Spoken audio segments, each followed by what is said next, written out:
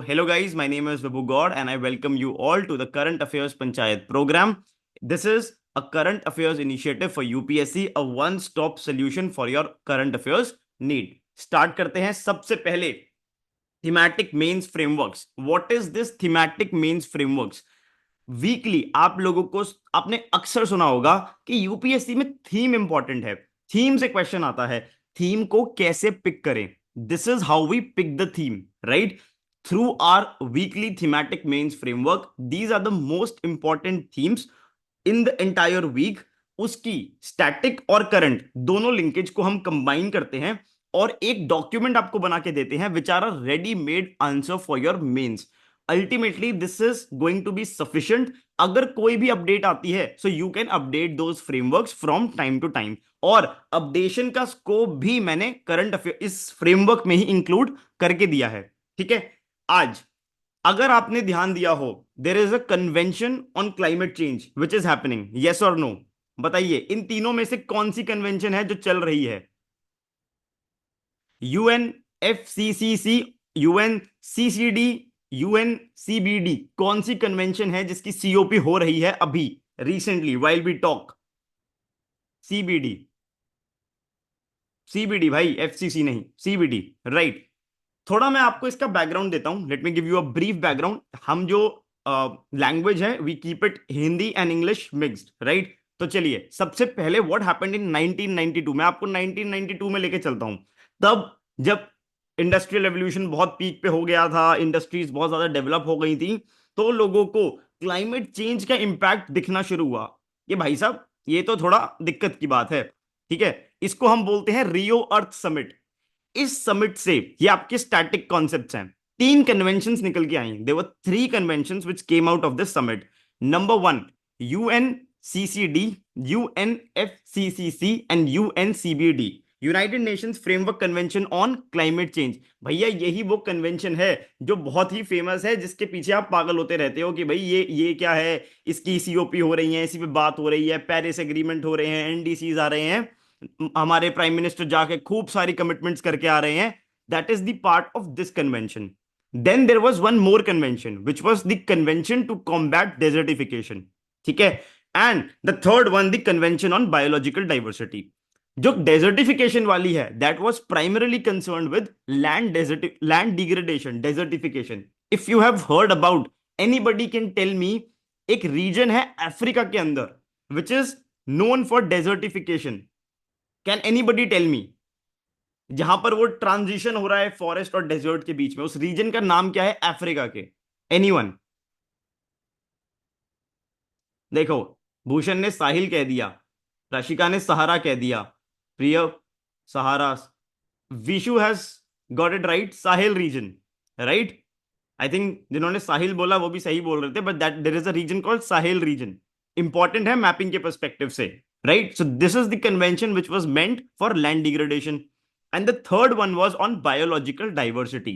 जो बायोडाइवर्सिटी होती है, प्लांट वैरायटीज होती हैं, प्लांट स्पीशीज होती हैं, एक तो उनकी प्रोटेक्शन एंड देन उनका जो बेनिफिट आपको एक बायोडाइवर्सिटी से मिलता है. यस या नो? अगर आप कोई प्लांट वैरायटी डेवलप करते हो, ठीक है, या कोई ऐसी बायोलॉजिकल रिसोर्स है, नेचुरल रिसोर्स है इन टर्म्स ऑफ बायोडाइवर्सिटी जिसके बेनिफिट्स हैं, तो उन बेनिफिट्स का जो शेयरिंग है वो इक्विटेबल होना चाहिए, सबके बीच में एक बराबर बात होनी चाहिए. And that is the nature of these conventions, that बड़ी बड़ी बातें और वड़ा पाव खाते हैं. ठीक है,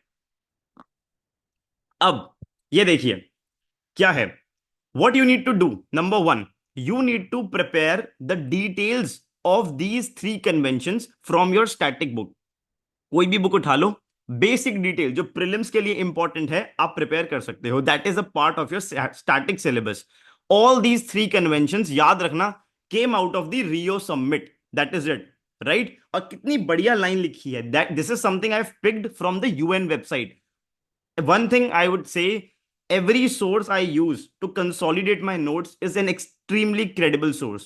मैं सिर्फ गवर्नमेंट वेबसाइट्स और इंटरनेशनल ऑर्गेनाइजेशंस की वेबसाइट्स को ही रेफर करता हूं. देखिए, nature is the basis of all life on earth and interconnected system of people, plants and animals.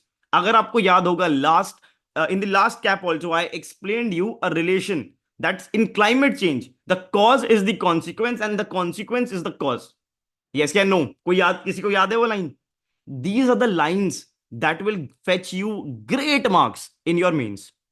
ठीक है जी, ये लाइंस को पकड़ के चलो। देखिए सिस्टर ऑर्गेनाइजेशन कन्वेंशंस हैं ये देखिए sister conventions, you have to use these words when you are writing the answer. ठीक है, अब इनकी सीओपीज हो रही हैं। मैंने ये नोट आज आपको क्यों पढ़ाया? जब हो जाएंगी तब तो सब आपको पढ़ा देंगे, बहुत कुछ होगा, बहुत सारी डिटेल्स होंगी। इंपॉर्टेंट क्या है? इंपॉर्टेंट है हम थोड़ा सा स्मार्ट रह सकते हैं क्या? हम अपनी प्रेपरेशन को और ज्यादा स्मार्टली इंटीग्रेट कर सकते हैं क्या? How will that happen? Look at this, there are three COPs which will happen this year and one is happening right now। ठीक है जी, ये देखिए जो इसकी समिट है 1 नवंबर तक चल रही है, ये कोलंबिया में हो रही है। लोकेशन वेरी इंपॉर्टेंट, एंड जो भी आउटकम्स आएंगे आपको समरी दुनिया भर की मिल जाएंगी। आप यहां पर न्यूज़पेपर में जो भी रेलेवेंट डिटेल्स आ रही हैं अपडेट करते चलना। कैन यू डू दैट और नॉट? yes या no? And obviously we will discuss them in the subsequent lectures, but I have already made a space for you ताकि आपको confusion ना हो। You have an integrated notes at one place। देखो, पढ़ाने के लिए, ज्ञान देने के लिए बहुत सारी बातें होती हैं, लेकिन मैं फिर यही कहता हूं, आई अंडरस्टैंड तुम्हारे को दिक्कत कहां आएगी। You guys face problem in consolidation. कोई बहुत ज्यादा क्रेजी पढ़ाई है क्या? सिंपल बातें हैं, रॉकेट साइंस है क्या? नहीं। But the UPSC is all about finding order in the chaos। इतना भसड़ मची हुई है ना उस बीच में, भाई किस तरीके से हम थोड़ा सा अपनी प्रेपरेशन को कयोटिक ना होने दें। और जिसने अपनी प्रेपरेशन कयोटिक नहीं होने दी, उसके माइंड में थॉट्स बिल्कुल लेयर्ड होंगे। यस या नो? ठीक है, चलिए आगे चलते हैं। राइट, ये देखिए, अब मेरी बात सुनो। ये सारी बातें हो गई, ये सब तो बहुत ऑब्वियस है। Now let us talk about the analysis part. क्या आपने न्यूज़पेपर में, अगर आप लोगों ने एडिटोरियल्स को ध्यान से पढ़ा है, समझने की कोशिश करी है, तो don't you think quite often the people who write these editorials they criticise these conventions कि यार कुछ हो नहीं रहा है। जैसे मैंने शुरू में बोला, बड़ी बड़ी बातें और वड़ा पाव खाते। यस या नो? भाई रेलेवेंस क्या है करंट अफेयर्स की? सॉरी करंट अफेयर्स बोल रहा हूं, रेलेवेंस क्या है क्लाइमेट कन्वेंशंस की? आपने बात तो कर दी, यू टोल्ड कि भाई हमें 1.5 डिग्री का आपने टारगेट रख दिया कि प्री इंडस्ट्रियल लेवल का, हम इंडस्ट्रियल लेवल्स के हम जो एमिशंस है उनको कंट्रोल करेंगे। फिर आपने यहाँ पे जो यूएनसीबीडी है उसमें 30/30 का एक टारगेट दे दिया। बहुत बातें कर रहे हो आप लोग, पर अचीव क्या हो रहा है? Is the goal getting achieved? Then you must have heard about the responsibility of developing countries and developed nations. Yes या नो? ये बात सुनिए कि डेवलपिंग कंट्रीज को बहुत ज्यादा प्रेशर फील होता है because of these climate goals. For example India, coal transition, we are a developing country, we have our energy requirements. Boss, हमारे कोल सेक्टर पे बहुत सारी जॉब्स डिपेंड करती हैं, आज हम वो भी डिस्कस करेंगे। So how is it easy for us to mobilise that technology, finance and everything? बात तो आपने कर दी कन्वेंशन में बैठ के, बढ़िया बढ़िया सिटीज में बैठ के, ऐसा नहीं होता है। So there has to be a analysis of these conventions. And now do you think, खुद दिमाग लगाना, अपने लॉजिकल रीजनिंग को अप्लाई करो। क्या यूपीएससी इस पूरे कन्वेंशन के मॉडल के ऊपर क्वेश्चन नहीं पूछ सकता आपसे मेंस में, दैट एक्सप्लेन या critically analyse the significance of international climate efforts या कन्वेंशंस? यस या नो? मैं बस, जैसे मैं प्रीलिम्स पार योजना में आपको लॉजिकल प्रीलिम्स क्वेश्चन बताता हूं पीवाईक्यू एनालिसिस करके, this is the logical analysis of mains. You can differ with me, भाई डेमोक्रेसी है कि नहीं, ऐसा क्वेश्चन नहीं आ सकता। सोच के देखो ना, सारी कन्वेंशन के मॉडल पर ही क्वेश्चन पूछ लिया, भी हो सकता है। इसीलिए that answer is prepared for you. अब आपके लिए वो बाउंसर नहीं होगा। You see, there has to be a significance. हाँ जी, सिग्निफिकेंस है, you need global cooperation. A problem as big as climate change can not be solve just by individual effort of any one country. US उसमें कोई lead नहीं ले सकता। You have to have global cooperation, it is a global problem. Number two, इससे क्या होता है? Scientific exchange, information exchange होता है, टेक्नोलॉजी एक्सचेंज होती है, फंड्स मोबिलाइज होते हैं, चैनलाइज होते हैं। That is the requirement. Accountability set होती है, आप कमिट करके जाते हो, भाई भरी सभा के अंदर बोल के गए हैं कि करके आएंगे भाई ये काम। ठीक है, तो ऐसे कैसे? राइट? यस या नो? तो देर is a significance, 3 point enough है, बस ज्यादा दिमाग नहीं लगाना कि अब इसमें भी 10 पॉइंट पढ़ रहे हैं। क्वेश्चन सीधा एक क्वेश्चन आएगा, आएगा आप खट से लिख दोगे। और इस तरह के क्वेश्चंस तो यार लोग सोच के ही नहीं जाते। और प्लस आपके लिए टाइम बचेगा एग्जाम में। ठीक है जी, अब देखो चैलेंजेस क्या होते हैं। This is the simple thing, क्या ये बाइंडिंग है? कोई तुम यूएस को जाकर बोल दोगे क्या, हाँ भाई बाइडन, हाँ भाई डोनाल्ड जी क्या हुआ, आप बोल के गए थे, वो कहेंगे एक सुनो हम विद्रॉ कर रहे हैं कन्वेंशन में से, बोलते रहो। Ultimately this is just discussion. जो पावर डायनामिक्स इंटरनेशनल रिलेशंस में है वो अप्लाई यहां पर भी करते हैं। सबके अपने वेस्टेड इंटरेस्ट होते हैं। उसके बाद क्या डेवलप्ड कंट्रीज वो फाइनेंस मोबिलाइज करके चैनलाइज करती हैं? नहीं, अभी तक नहीं हो रहा। हम बोलते जाते हैं $100 बिलियन कमिट कर दिए, क्या हुआ? ग्रीन क्लाइमेट फंड बना दिया, एनर्जी फंड बना दिया, ये सब बना दिया। एक्चुअल इंप्लीमेंटेशन कहां हुआ? नहीं हुआ। ठीक है, so that is a challenge. Technology share करने में उनको दिक्कत होती है, because they have their own apprehensions. So that is the problem. Yes या नो? 2 पॉइंट समझ आए? And then third, different priorities amongst nation. मैंने जैसे बोला सबके अपने अपने इंटरेस्ट हैं, राइट? अब हमारा इंडिया हैज एन इंटरेस्ट, हमारी इतनी ग्रोइंग इकोनॉमी है, राइट? हम लोग नहीं बोल सकते ना कि कल से सारे कोल प्लांट्स बंद। क्या होगा भाई हमारे झारखंड के पूरे रीजन का, छत्तीसगढ़ के पूरे रीजन का? ऐसे थोड़ा ना बंद कर सकते हैं हमारी एनर्जी रिक्वायरमेंट्स का। It is not possible. UK के लिए आपने सुना होगा ना, UK has shut down its last coal power plant. अगर ये आपने न्यूज पढ़ी होगी। Is it easy for us to do that? No, it is not. उनकी पॉपुलेशन कितनी है, उनकी कितनी रिक्वायरमेंट है, पर कैपिटा एनर्जी रिक्वायरमेंट क्या है? देखो एग्जाम में ना अपने पॉइंट को ऐसे बोलना। आप बोलोगे इंडिया की एनर्जी रिक्वायरमेंट बहुत ज्यादा है ना, पर कैपिटा एनर्जी रिक्वायरमेंट हमारी बहुत ज्यादा है। ये भी इंपॉर्टेंट है। The population is the most important thing. इतनी बड़ी कंट्री चलानी है। ठीक है जी, सबकी अपनी अपनी प्रायोरिटीज हैं। भाई अब हमारे पड़ोसी हैं, ठीक है, उनकी भी रिक्वायरमेंट है, उनको भी अपने वही खेल खेलने हैं। ठीक है, तो सबकी अपनी अपनी रिक्वायरमेंट है जी, राइट? तो इसलिए this is the challenge. Now what is India's role? How can you complete a topic without analysing the role of India? ये आदत डाल लो। इंडिया को हमेशा प्रायोरिटी देनी है। You are preparing for this civil services exam of India, you have to always, कोई भी answer लिख रहे हो ना, हमेशा सोचना, कोई इंडियन पर्सपेक्टिव जरूर सोचना। हमको लीडर बनना है, हमको भैया विश्व गुरु बनना है। कहीं बने या ना बने, वॉर हम रुकवाएं या ना रुकवाएं, ये जरूर कर देना। Because India is a land जहां पर हम तो हमारे religions they worship the nature. कौन सी कंट्री है ऐसी? हमारे तो जो रूट्स हैं, हमारी ट्रेडिशनल विजडम है, that is eco friendly, our foundation is eco friendly. Yes या no? So we are the best country to adopt that leadership in sustainable practices. और हमने एग्जाम्पल देखो इसका, इंटरनेशनल सोलर अलायंस पढ़ते हैं हम। कनेक्ट कैसे करेंगे, सोचेंगे कैसे, इसकी एप्लीकेशन देख रहे हो। हमने इंटरनेशनल सोलर अलायंस क्यों स्टार्ट करी? Because we want to, we kind of have that in our mind कि भाई अपन को लीडर बनना है इस चीज में।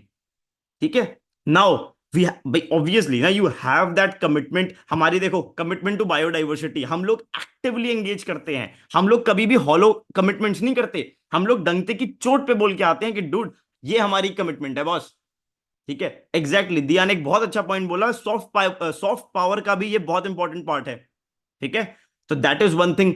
एक बात और याद करो, इंडिया कहां का लीडर बनना चाहता है? चैट में मुझे बताओ, India wants to assume the leadership of what? There is a term, बहुत अच्छे। Global south. थोड़ा दिमाग पे जोर डालो, कौन सी कंट्रीज इस दुनिया की हैं which are most vulnerable to climate change? The island nations. Yes या नो? आइलैंड नेशंस हैं। कहां पर मेजॉरिटी? अब ज्योग्राफी का कॉन्सेप्ट लगाओ, which hemisphere is mostly water, land का रेशियो कम है, साउथ। तो हम लोग उन कंट्रीज की लीडरशिप कौन करेगा? Anyone remember that speech by the president of a country who was sitting or standing in water and he was saying कि भाई कुछ टाइम बाद तो हम यहां पर भी नहीं बचेंगे, हमारी पूरी कंट्री ही डूब जाएगी, राइट? सी, तो दैट इज द थिंग, हमको उन लोगों की लीडरशिप अज्यूम करनी है, राइट? यस या नो? बोल दो, समझ आ रहा है? So we have to be there we have to push their cause. उनकी थोड़ा ना यूएस सुनेगा, पर इंडिया की सुनेंगे। So this is the reason that we believe in climate equity, we have our commitments.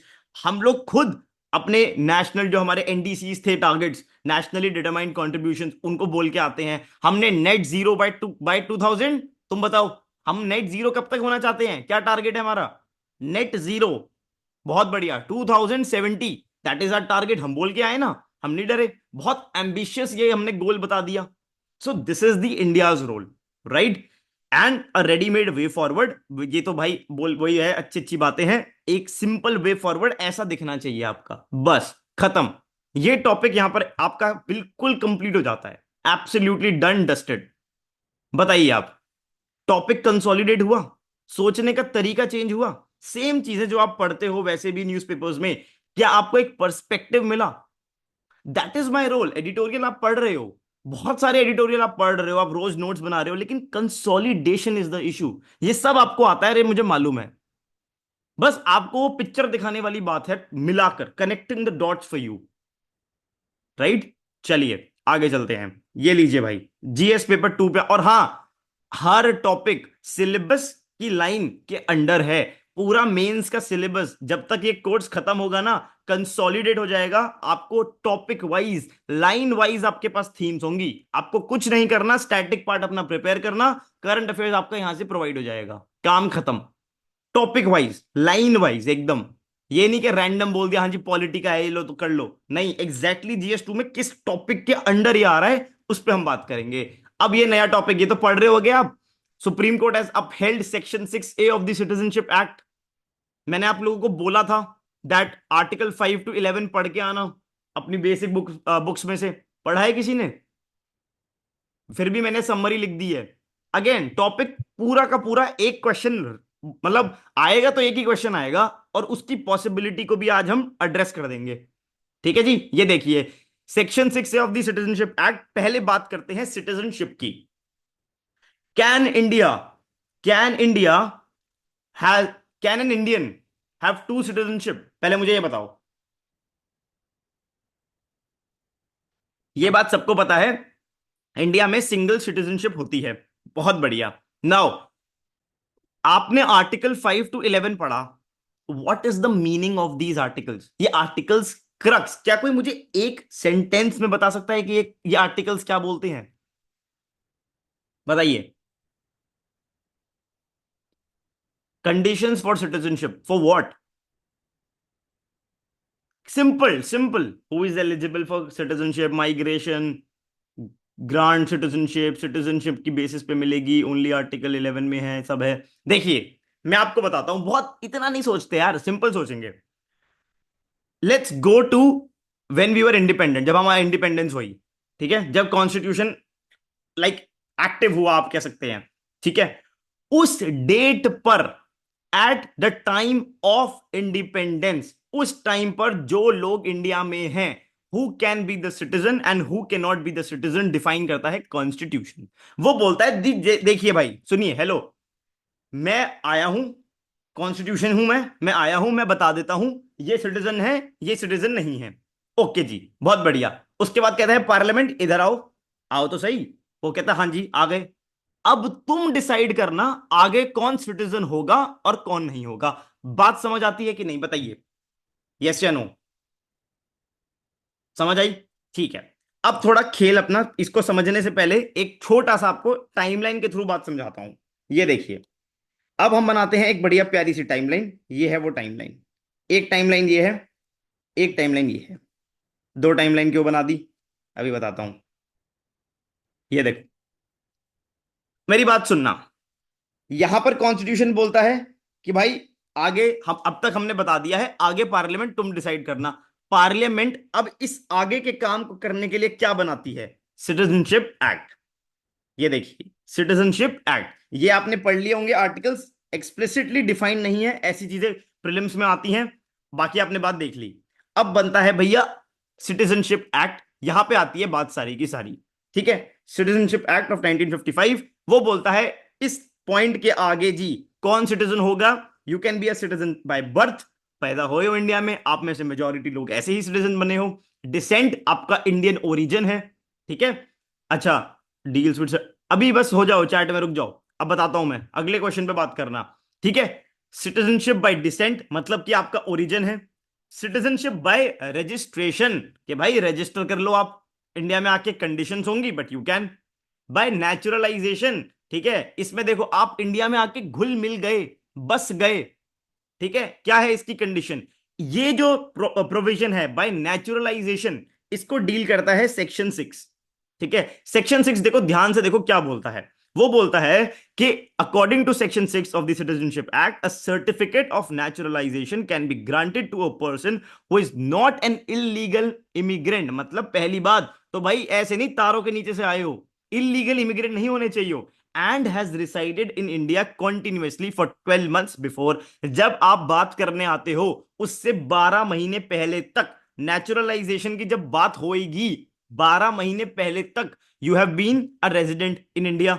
And additionally 14 years जो पहले हैं, वो 12 महीने के पहले जो 14 ईयर्स हैं, उसमें at least 11 years you should have been in India. अब इस पर कॉम्प्लिकेट मत करना, नहीं 12 महीने के पहले बाद में कोई नहीं पूछ रहा। आपको मोटी बात समझ आई?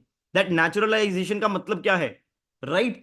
इसी पे अमेंडमेंट हुई थी जिसपे सारा सीएए का ड्रामा हुआ था। दैट बॉस, इसमें क्या बोला था कि अगर कुछ पर्टिकुलर कम्युनिटीज कुछ रीजन से आ रही हैं, तो उनको हम थोड़ा, ये जो कंडीशन है जो 11 साल वाली, वो कम कर देंगे, उसको 5 कर देंगे बस।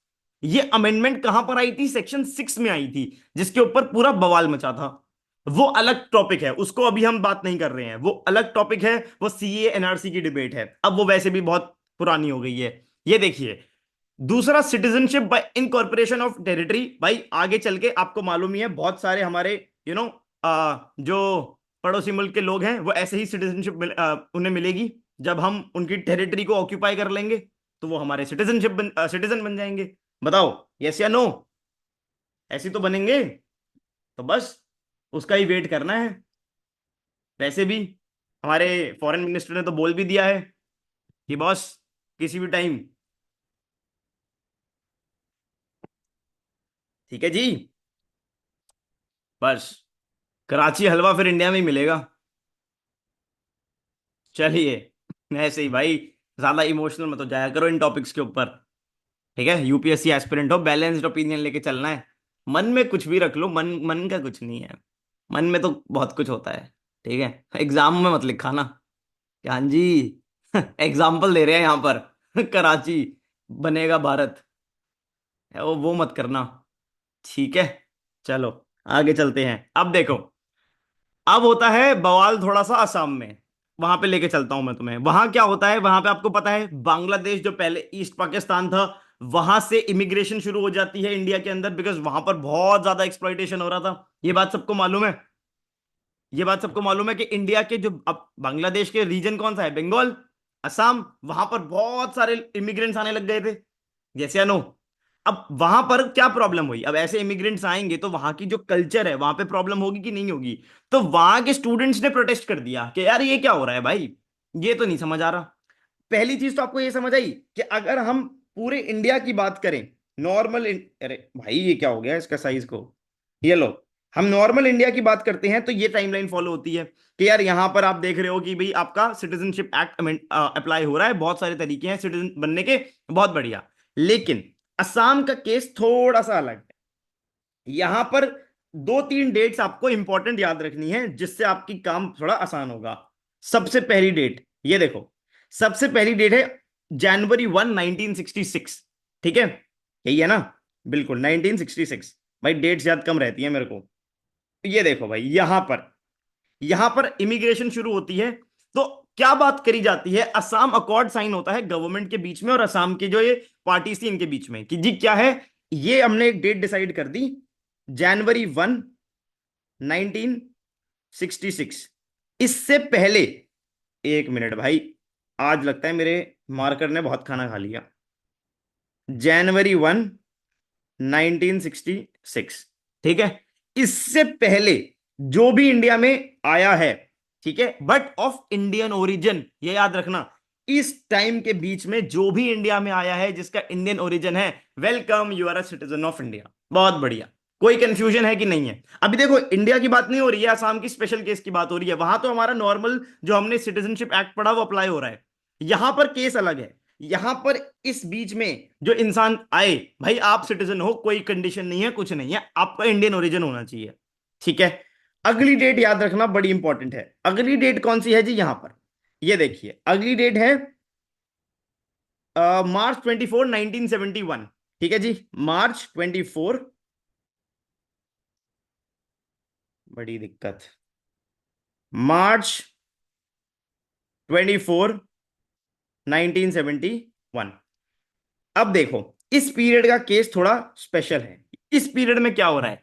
इस पीरियड में जो भी आ रहा है ना, उसका केस देखो क्या है। उसका क्या है, आप रिकॉग्नाइज तो हो गए as an Indian citizen. Sorry for the type हो यहां पर, ए इंडियन, या Indian citizen, but without voting rights for 10 years. ठीक है, हम आपको देंगे, लाइक सिटीजनशिप देंगे, लेकिन वोटिंग राइट्स नहीं मिलेंगे 10 साल तक। अब है लिख रहे हैं 1977। क्या हो गया भाई? 1977 में क्या हुआ था? ठीक है। और इसके बाद, यहां के बाद जो आएगा भाई, वो तो फिर वही है, फॉरेनर ही है, उसको वही सिटीजनशिप का ऐसा बेनिफिट नहीं मिलेगा। ये असम अकॉर्ड में बोला गया था। पहले मुझे बताओ, ये समझ आया असम अकॉर्ड में क्या बोला गया था? ये दो डेट्स और इसकी यहां कि भाई इससे पहले आओगे इंडियन ओरिजिन हो, यस। बीच में आओगे 10 साल नहीं मिलेंगे वोटिंग राइट्स, फिर बन जाना। इसके बाद आओगे, नहीं, अब नहीं मान रहे। यस या नो? आपको असम अकॉर्ड समझ आया?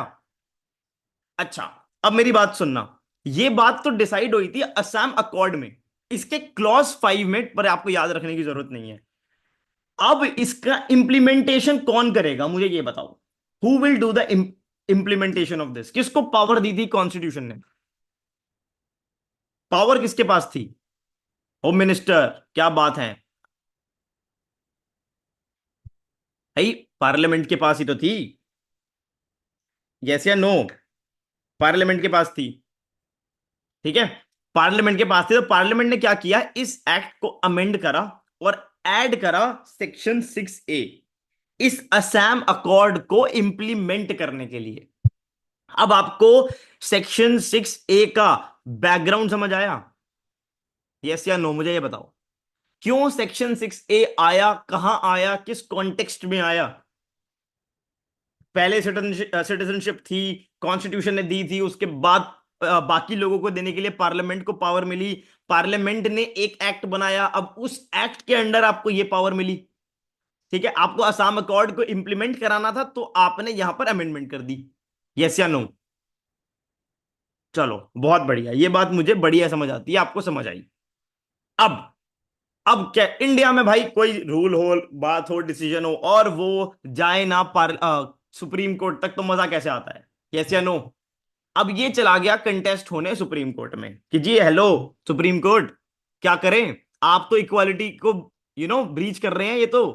क्यों? यहां पर इंडिया का केस अलग है, यहां अलग केस है, ऐसा क्यों? हम तो नहीं मानते। तो भाई ब्रीच क्या हुआ? Right to equality. यस या नो बता दो, हुआ कि नहीं हुआ? हुआ। फिर देखो, यहां बोला कि protection of interest of minorities. देखो यस लिख रहे हो आप, अभी सुप्रीम कोर्ट बोलेगा नो, नहीं हुआ। ठीक है, ये देखो, protection of interest of minorities, जो वहां की माइनॉरिटीज हैं, बाहर के लोग आ जाएंगे, उनको थ्रेट है। तो इस बात पे ये बात सुप्रीम कोर्ट जाती है। अब सुप्रीम कोर्ट ने अपना वर्डिक्ट दे दिया है कि भाई it does not violate fraternity, fraternity encourages intermingling of different groups. तो वो कहते हैं भाई साथ में इंटरमिंगल करो, कोई दिक्कत की बात नहीं है। बस सिंपल। उन्होंने इस सेक्शन 6A को ग्रीन सिग्नल दे दिया है, और आप भी दे दो कि भाई ये इशू था, ये सुप्रीम कोर्ट ने फाइनल वर्डिक्ट दिया, बात खत्म। ठीक है। अब मुझे बताओ, इस टॉपिक में प्रीलिम्स में अगर सिटीजनशिप पे पूछ लें कि भाई प्रीलिम्स में कि the word citizenship is explicitly defined in constitution, ऐसे क्वेश्चन आते हैं प्रीलिम्स में या नहीं आते? बोल दो, आते हैं कि नहीं आते? आते हैं ना, बस तुम देखो सेक्शन 6। ठीक है, इसके ऊपर पूछ लें, इन टाइप्स के ऊपर पूछ लें, और मेंस में आप आंसर लिखोगे तो आपको खटाखट डायग्राम बनाना है इनका, बस इशू समझाना है क्या था, इस तरीके से टेबल बना देना। भाई मैं तो कम से कम शब्दों का प्रयोग करता हूं इसमें, क्योंकि मेरा यह मानना है कि आप लोग बस इसको अमेंड करते चलो। अमेंड मतलब अमेंड, मैं अमेंड कह रहा हूं, तुम पार्लियामेंट बन जाओ, इसको अपडेट करते चलो। ठीक है, और अपना यहीं से आंसर बना दो। बस जो रेलेवेंट अगले 1 साल में अपडेशन होगी यही हो जाएगी। अब काम खत्म भाई, ज्यादा मेहनत नहीं होगी, ज्यादा थिंकिंग पे दिमाग लगाओ यहां पर। इधर आपको एक बात पता है, जिम जिम अगर कोई जाता है, आपको बोलते हैं माइंड मसल कनेक्शन। ये नहीं होगा कि ये उठा रहे हैं बस जिम में दम दम दम, वो सब नहीं। आप कंट्रोल्ड रेपिटेशंस के साथ सेट्स लगाओ। आपका माइंड मसल कनेक्शन बहुत बढ़िया होना चाहिए, यस या नो? ठीक है, वही आपको यूपीएससी में करना है। बहुत सारा मटेरियल ले लिया, ये भी पढ़ रहे हैं वो भी पढ़ रहे हैं, पहले डेली न्यूज़पेपर पढ़ रहे हैं, उसमें भी 2 न्यूज़पेपर पढ़ रहे हैं, उसके बाद मंथली मैगजीन पढ़ रहे हैं, कंपाइलेशन पढ़ रहे हैं, योजना, कुरुक्षेत्र, पता नहीं क्या क्या। कुछ नहीं होगा। आपको कंसोलिडेशन की सख्त जरूरत है। आप सिर्फ अपना काम बढ़ा रहे हो। आपने देखा होगा ना, वो यूपीएससी में टिपिकल तरीका है भाई, पहले कॉन्टेक्स्ट लिख के दे देंगे, फिर पैराग्राफ लिख के दे देंगे, बॉडी ये है, की पॉइंट्स फॉर प्रीलिम, की पॉइंट्स फॉर मेंस, और उसमें अनाप शनाप सेंटेंस होते हैं। और मैं तो ये कहता हूं, आप जाओ और देखो ये सेंटेंस क्यों लिखा, इस लाइन को मैं कहां यूज करूंगा, मेंस में, प्रीलिम्स में। भाई जो शब्द, मैं तो ये मानता हूं, जो शब्द एग्जाम में काम का नहीं है वो शब्द नोट्स में नहीं होना चाहिए। अगर प्रीलिम्स में नहीं बात बन रही तो नहीं होगा, अगर मेंस में आपको नहीं लिखना, नहीं होना, काम खत्म, बंद भाई, टाटा बाय बाय। हम नहीं लिखेंगे एक एक्स्ट्रा शब्द भी, बस। हाँ, ये तरह के सेंटेंसेस कौन पकड़वाएगा कि भाई nature is the basis of all life on earth, an interconnected system of people, plants and animals. Climate change, in climate change sometimes the cause is the consequence and the consequence is the cause. ये है my value addition. ठीक है, frameworks कैसे लगे भाई, बढ़िया लगे नहीं? बताओ। आपके हर हफ्ते दो तीन फ्रेमवर्क रेडी होते चलेंगे, बढ़िया एकदम, कोई दिक्कत नहीं। जो थीम आएगी फ्रेमवर्क बन जाएगा, स्टैटिक करंट लिंक होके। और ये देखो, ये हमारा प्यारा सा लोगो कैसा लग रहा है, इसकी इसकी वो देखो tagline, navigating your way to LBSNAA. भाई मेरा एम, मेरा पर्सनल एम है भाई। देखो, तुम लोग जाओगे तो मुझे इनवाइट करोगे कि नहीं करोगे, ये बताओ? करोगे? जिंदगी में रास्ता अपना खुद ढूंढना होता है भाई। कोई बात नहीं, वैसे नहीं जा पाए तो क्या, तुम लोग बुलाओगे, है ना? बस, मैं तो उसी दिन का वेट कर रहा हूं कि तुम में से कोई जाए और बोले कि भाई आजा। ठीक है, हमें भी थोड़ा दर्शन करा दोगे। सबका सोल्यूशन मिलेगा, जुलाई वो सब कुछ। ठीक है जी। ये देखो, navigating your way to LBSNAA, और एक कमिटमेंट है, तुम्हें लबासना के गेट पे छोड़ के आऊंगा कि भाई अब तुम्हारी ऊपर है, तुम एंजॉय करो, देश की सेवा करो। ठीक है जी।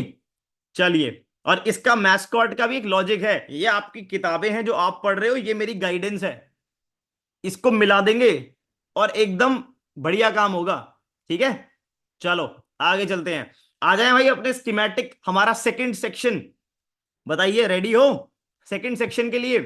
That is just schematic current affair notes. This is the second section of this course, right? Again weekly schematic current affairs notes. भाई बना कहां पे दिखते हैं आपको ऐसे नोट्स? आपके जो रेगुलर बोरिंग नोट्स हैं वही पकड़ा दिया, वही। आप भी बोर नहीं हो गए वो पढ़ पढ़ के? ये टाइटल, कॉन्टेक्स्ट, फिर ये पॉइंट्स हैं, पढ़ो इनको, उसमें कुछ भी लिख रखा है, खूब भर रखा है, बस यही चल रहा है। ये है भाई आपकी अंडरस्टैंडिंग के नोट्स। ठीक है, आप बस मेरे साथ बने रहो, आपके दिमाग में से फिट हो जाएंगे ना ये, कहीं नहीं जाएंगे।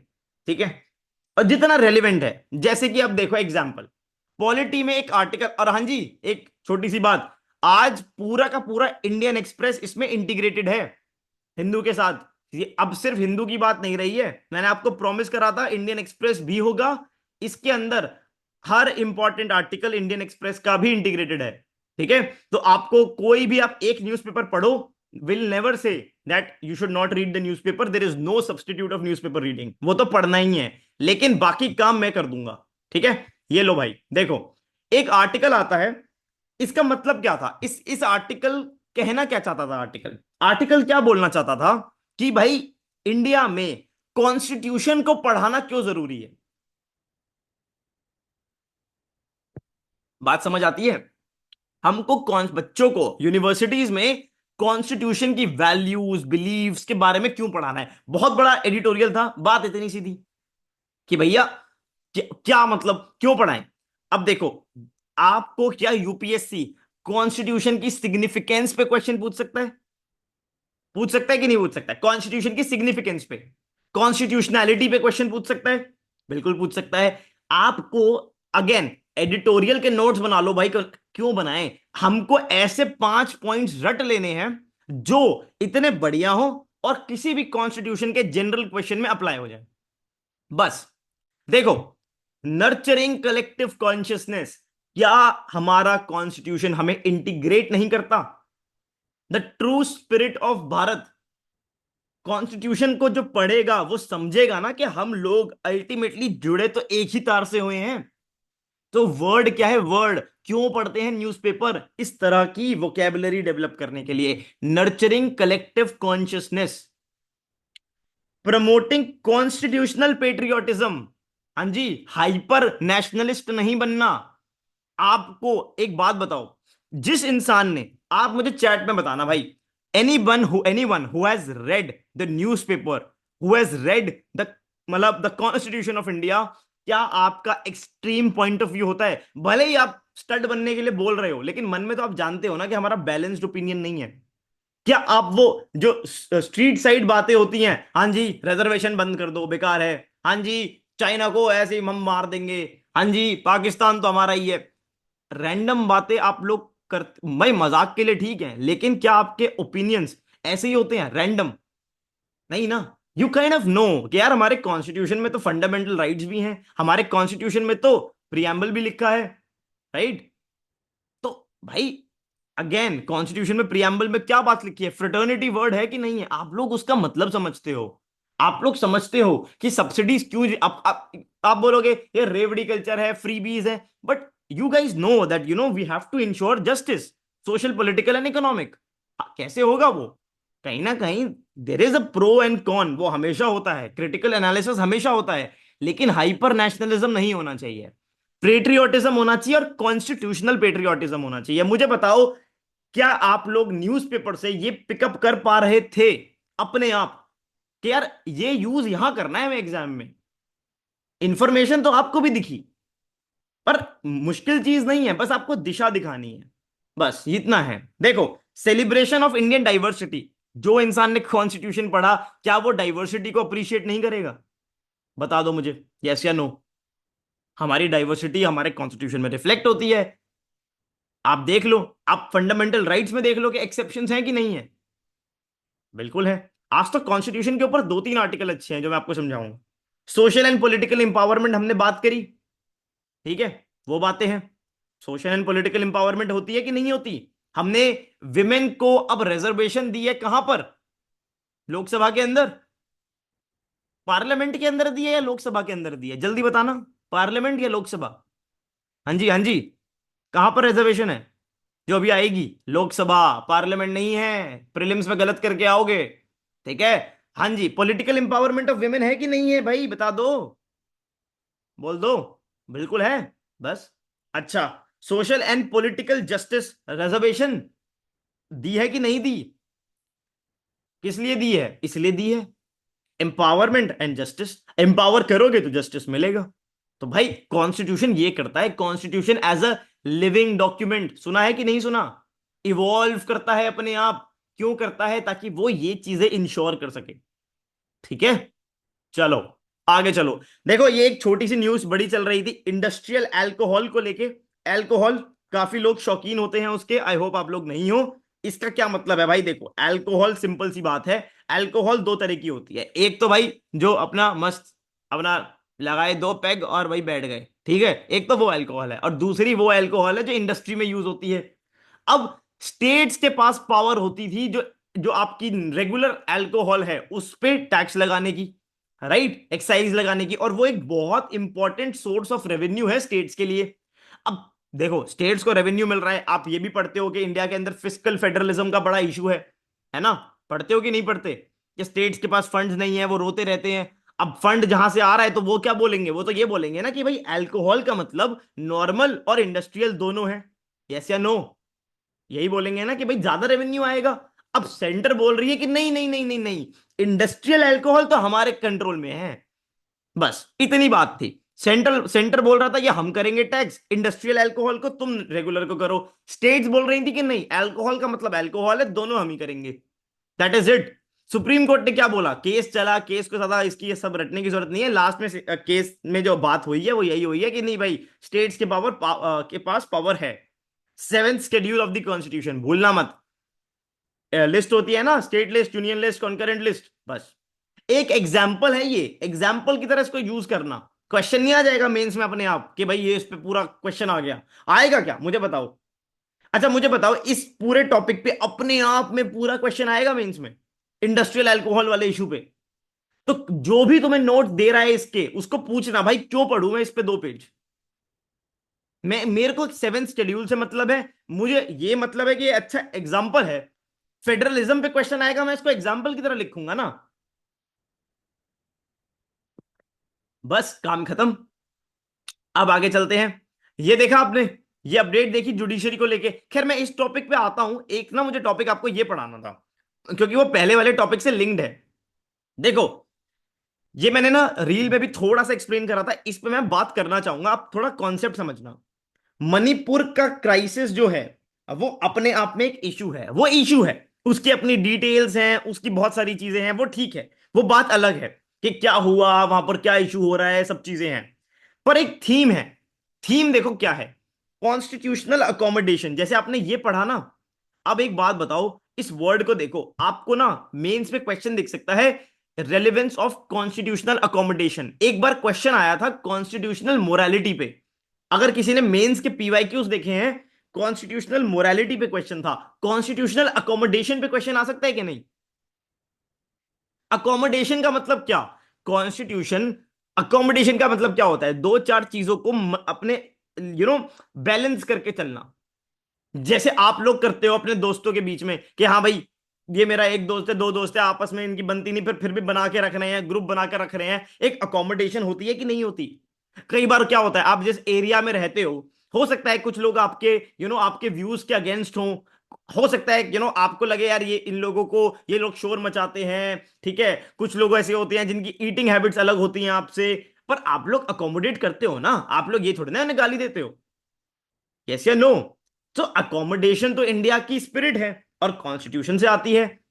कॉन्स्टिट्यूशन में अकोमोडेशन के एग्जाम्पल सोचो आप। पहला एग्जाम्पल जो बहुत बड़ा एग्जाम्पल है वो है एसिमेट्रिक फेडरलिज्म। देखो कितना बढ़िया बोला दिया ने कि हॉस्टल में भी तो अकोमोडेशन होती है। एसिमेट्रिक फेडरलिज्म क्या होता है कि जी सारी स्टेट्स एक बराबर तो नहीं है, क्या आप मानोगे सारी स्टेट्स एक बराबर है? जो केरला की सिचुएशन है, जो कर्नाटका की सिचुएशन है, बैंगलोर बैंगलोर भाई बिहार में बैंगलोर है क्या? नहीं है। और प्लस कुछ जगहों पे तो भाई अपनी जो ट्राइबल एरियाज हैं उनकी देखो शेड्यूल्ड एरियाज जो है, तो स्पेशल ट्रीटमेंट देना। हाँ हमारे कॉन्स्टिट्यूशन, पता है हमारे कॉन्स्टिट्यूशन में इक्वालिटी सबसे ज्यादा वायलेट होती है। अब उसे वायलेशन नहीं बोलेंगे, अकोमोडेशन बोलेंगे, समझे? एक एक रुकी इंसान क्या बोलेगा, अरे इक्वालिटी तो बोलने को है, वो तो वायलेट हो रही है। पर आप क्या बोलोगे, नहीं यार ये कॉन्स्टिट्यूशनल अकोमोडेशन है, ठीक है, कि नहीं हर स्टेट एक बराबर नहीं है, हमको उनको इक्वल पेडेस्टल पे खड़ा करना है। उसके बाद देखो क्यों करना है, स्टेट्स को ताकि पॉलिटिकल स्टेबिलिटी रहे, कल्चरल ऑटोनॉमी रहे, ये सब सिंपल पॉइंट्स है, historical reasons, fraternity, sovereignty and integrity, simple बात है, ये आप समझ सकते हो। कैसे? आपने सेंटर स्टेट रिलेशंस देखे होंगे ना, सबको क्या इक्वल फंड्स मिलते हैं फाइनेंशियल डेवल्यूशन में? सेंटर स्टेट रिलेशन में आप देखोगे कि भाई किस स्टेट को कितनी पावर है, नहीं है। आपको देखोगे स्पेशल स्टेटस था जम्मू एंड कश्मीर का।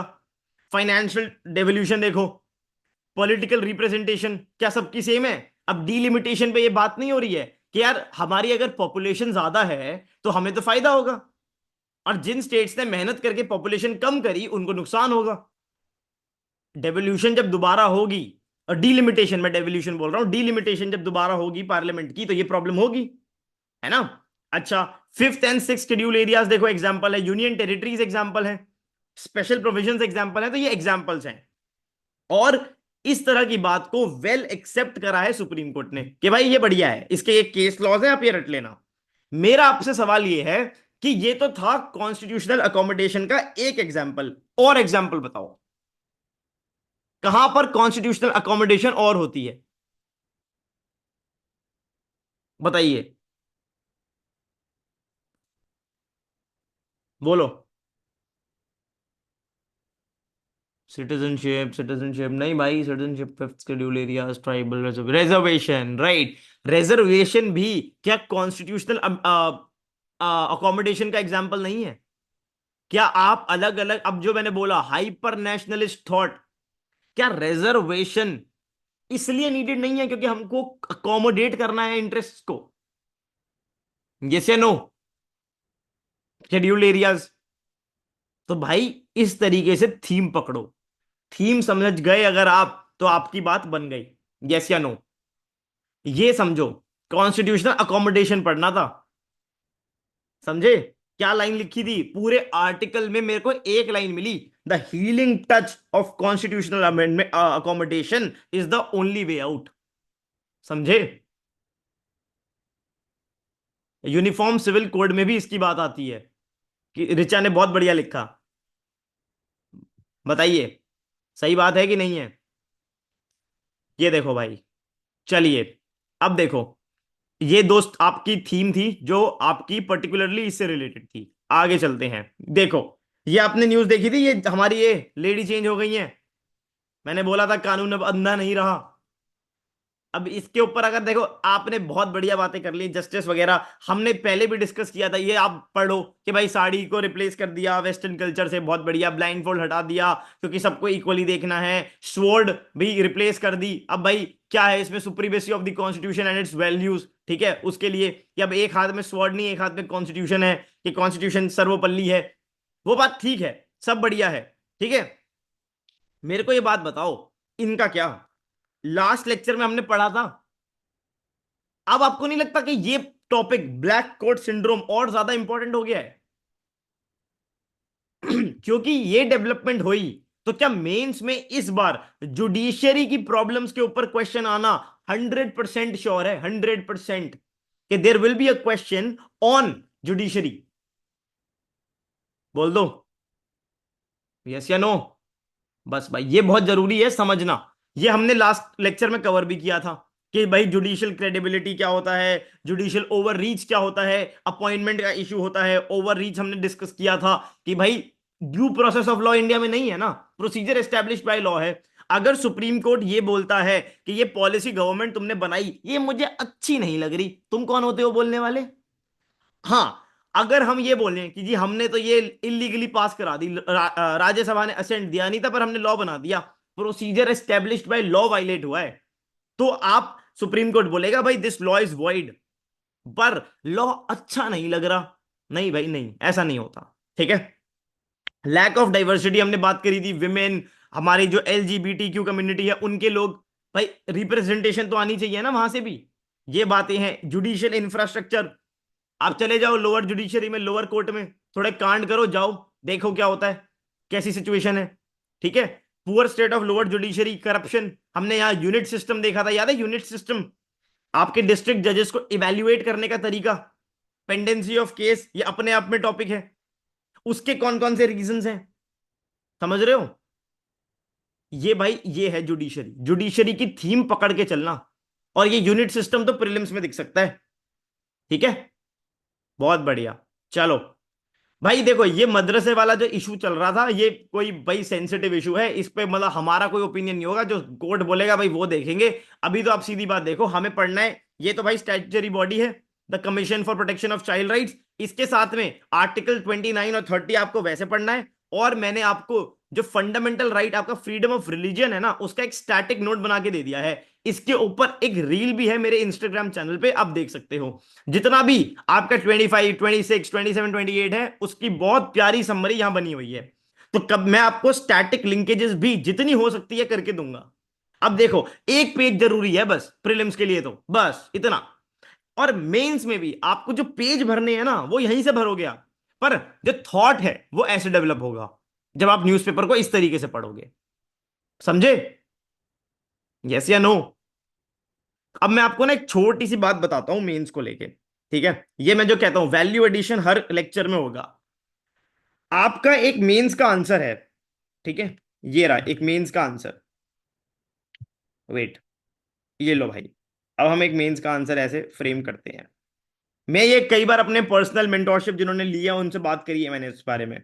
ये देखो, एक मेंस के आंसर को प्रिपेयर करने के लिए आपको अगर मैं ये बोलूं कि भाई, मैं यही एग्जांपल हर जगह यूज करता हूं कि critically analyse the role of speaker in the context of parliamentary democracy, कैसे लिखोगे इस आंसर को? बताओ, क्या लिखोगे इसमें? Critically analyse the role of speaker in the context of parliamentary democracy, बताइए। बायसनेस ऑफ स्पीकर, स्पीकर, दिया ने बायसनेस लिखा है, और बताओ। कोई पॉइंट बताओ जो दिमाग में आ रहा है। मेरे को पेज भरना है पूरा, कैसे भरूंगा? सोचा है आपने कभी? सोच के देखो। हमारे को क्वेश्चन देख के तो बड़ा अच्छा लगता है, पेज भरना है पूरा, 2 पेज भरने हैं, कैसे भरोगे? डिस्क्रिशनरी पावर्स, ठीक है, significance, articles related to appointment लिख दिया जशनदीप ने, रोल लिख दिया, बहुत बढ़िया, बहुत बढ़िया। मनी बिल लिख दिया किसी ने, डेडलॉक पे मीटिंग लिख दी, ठीक है जी। डिफाइन पार्लियामेंट्री डेमोक्रेसी, बहुत बढ़िया। स्पीकर का रोल, ठीक है। अब भाई देखो, सुनो, मेरी बात ध्यान से सुनना। आपको एक आंसर को लिखने में ना 3 चीजें चाहिए होती हैं आपको, सबको। अच्छा, अभी ये पूरी क्वेश्चन छोड़ दो, ये बताओ आपने न्यूज़पेपर में स्पीकर की जो पोजीशन है उसको लेके क्या क्या इश्यूज देखे हैं, ये बताओ। एंटी डिफेक्शन रोल, एक पॉइंट हो गया, ठीक है। चलो मैं नोट करके चलता हूं। जो हमारे न्यूज़पेपर वाले इशू हैं मनी बिल को लेके, जो है कि हाँ भाई मनी बिल पे जो सर्टिफिकेशन होती है वो गलत होती है, ठीक है। दूसरा हमने देख लिया डिफेक्शन के ऊपर जो जजमेंट होती है, खैर खैर उसके ऊपर तो जुडिशियल रिव्यू है, इसके ऊपर तो जुडिशियल रिव्यू भी नहीं है। अच्छा, थर्ड आपने दिया बायसनेस, बायस, और बताओ। ज्वाइंट मीटिंग का क्या issue? Vacancy of deputy speaker, ठीक है, और बताओ। मनी बिल, मनी बिल, और बताओ, और बताओ। और क्या पॉइंट्स हम लिख सकते हैं न्यूज़पेपर में जो हम इश्यूज पढ़ते हैं? क्या आपको नहीं लगता कि यूके में जैसे होता है कि पॉलिटिकल पार्टी से रेजिग्नेशन देना होता है, वैसे होना चाहिए? पॉलिटिकल पार्टी से जो एफिलिएशन होता है, पार्टी मेंबर ही तो होता है। क्या आपको नहीं लगता इलेक्शन थोड़ा और इंप्रूव हो सकता है? कास्टिंग वोट, कास्टिंग वोट का इश्यू होता है, ठीक है। अच्छा, अब मुझे एक बात बताओ, ये पॉइंट्स ठीक है, ये आपने लिख लिए, बहुत बढ़िया। क्या आंसर कंप्लीट हुआ? ये आप, अगर मैं कह रहा हूं न्यूज़पेपर पढ़ के जा रहे हो, बहुत बढ़िया, आप थॉट प्रोसेस दे रहे हो, ये पॉइंट्स तो हमने बैठे बैठे बना लिए, पर क्या हम पेज भर पाएंगे? ये बताओ मुझे। कभी सोचा है इस तरीके से कि यार पेपर में तो आंसर लिखना है, लिखूंगा कैसे, 2 पेज कैसे भरूंगा?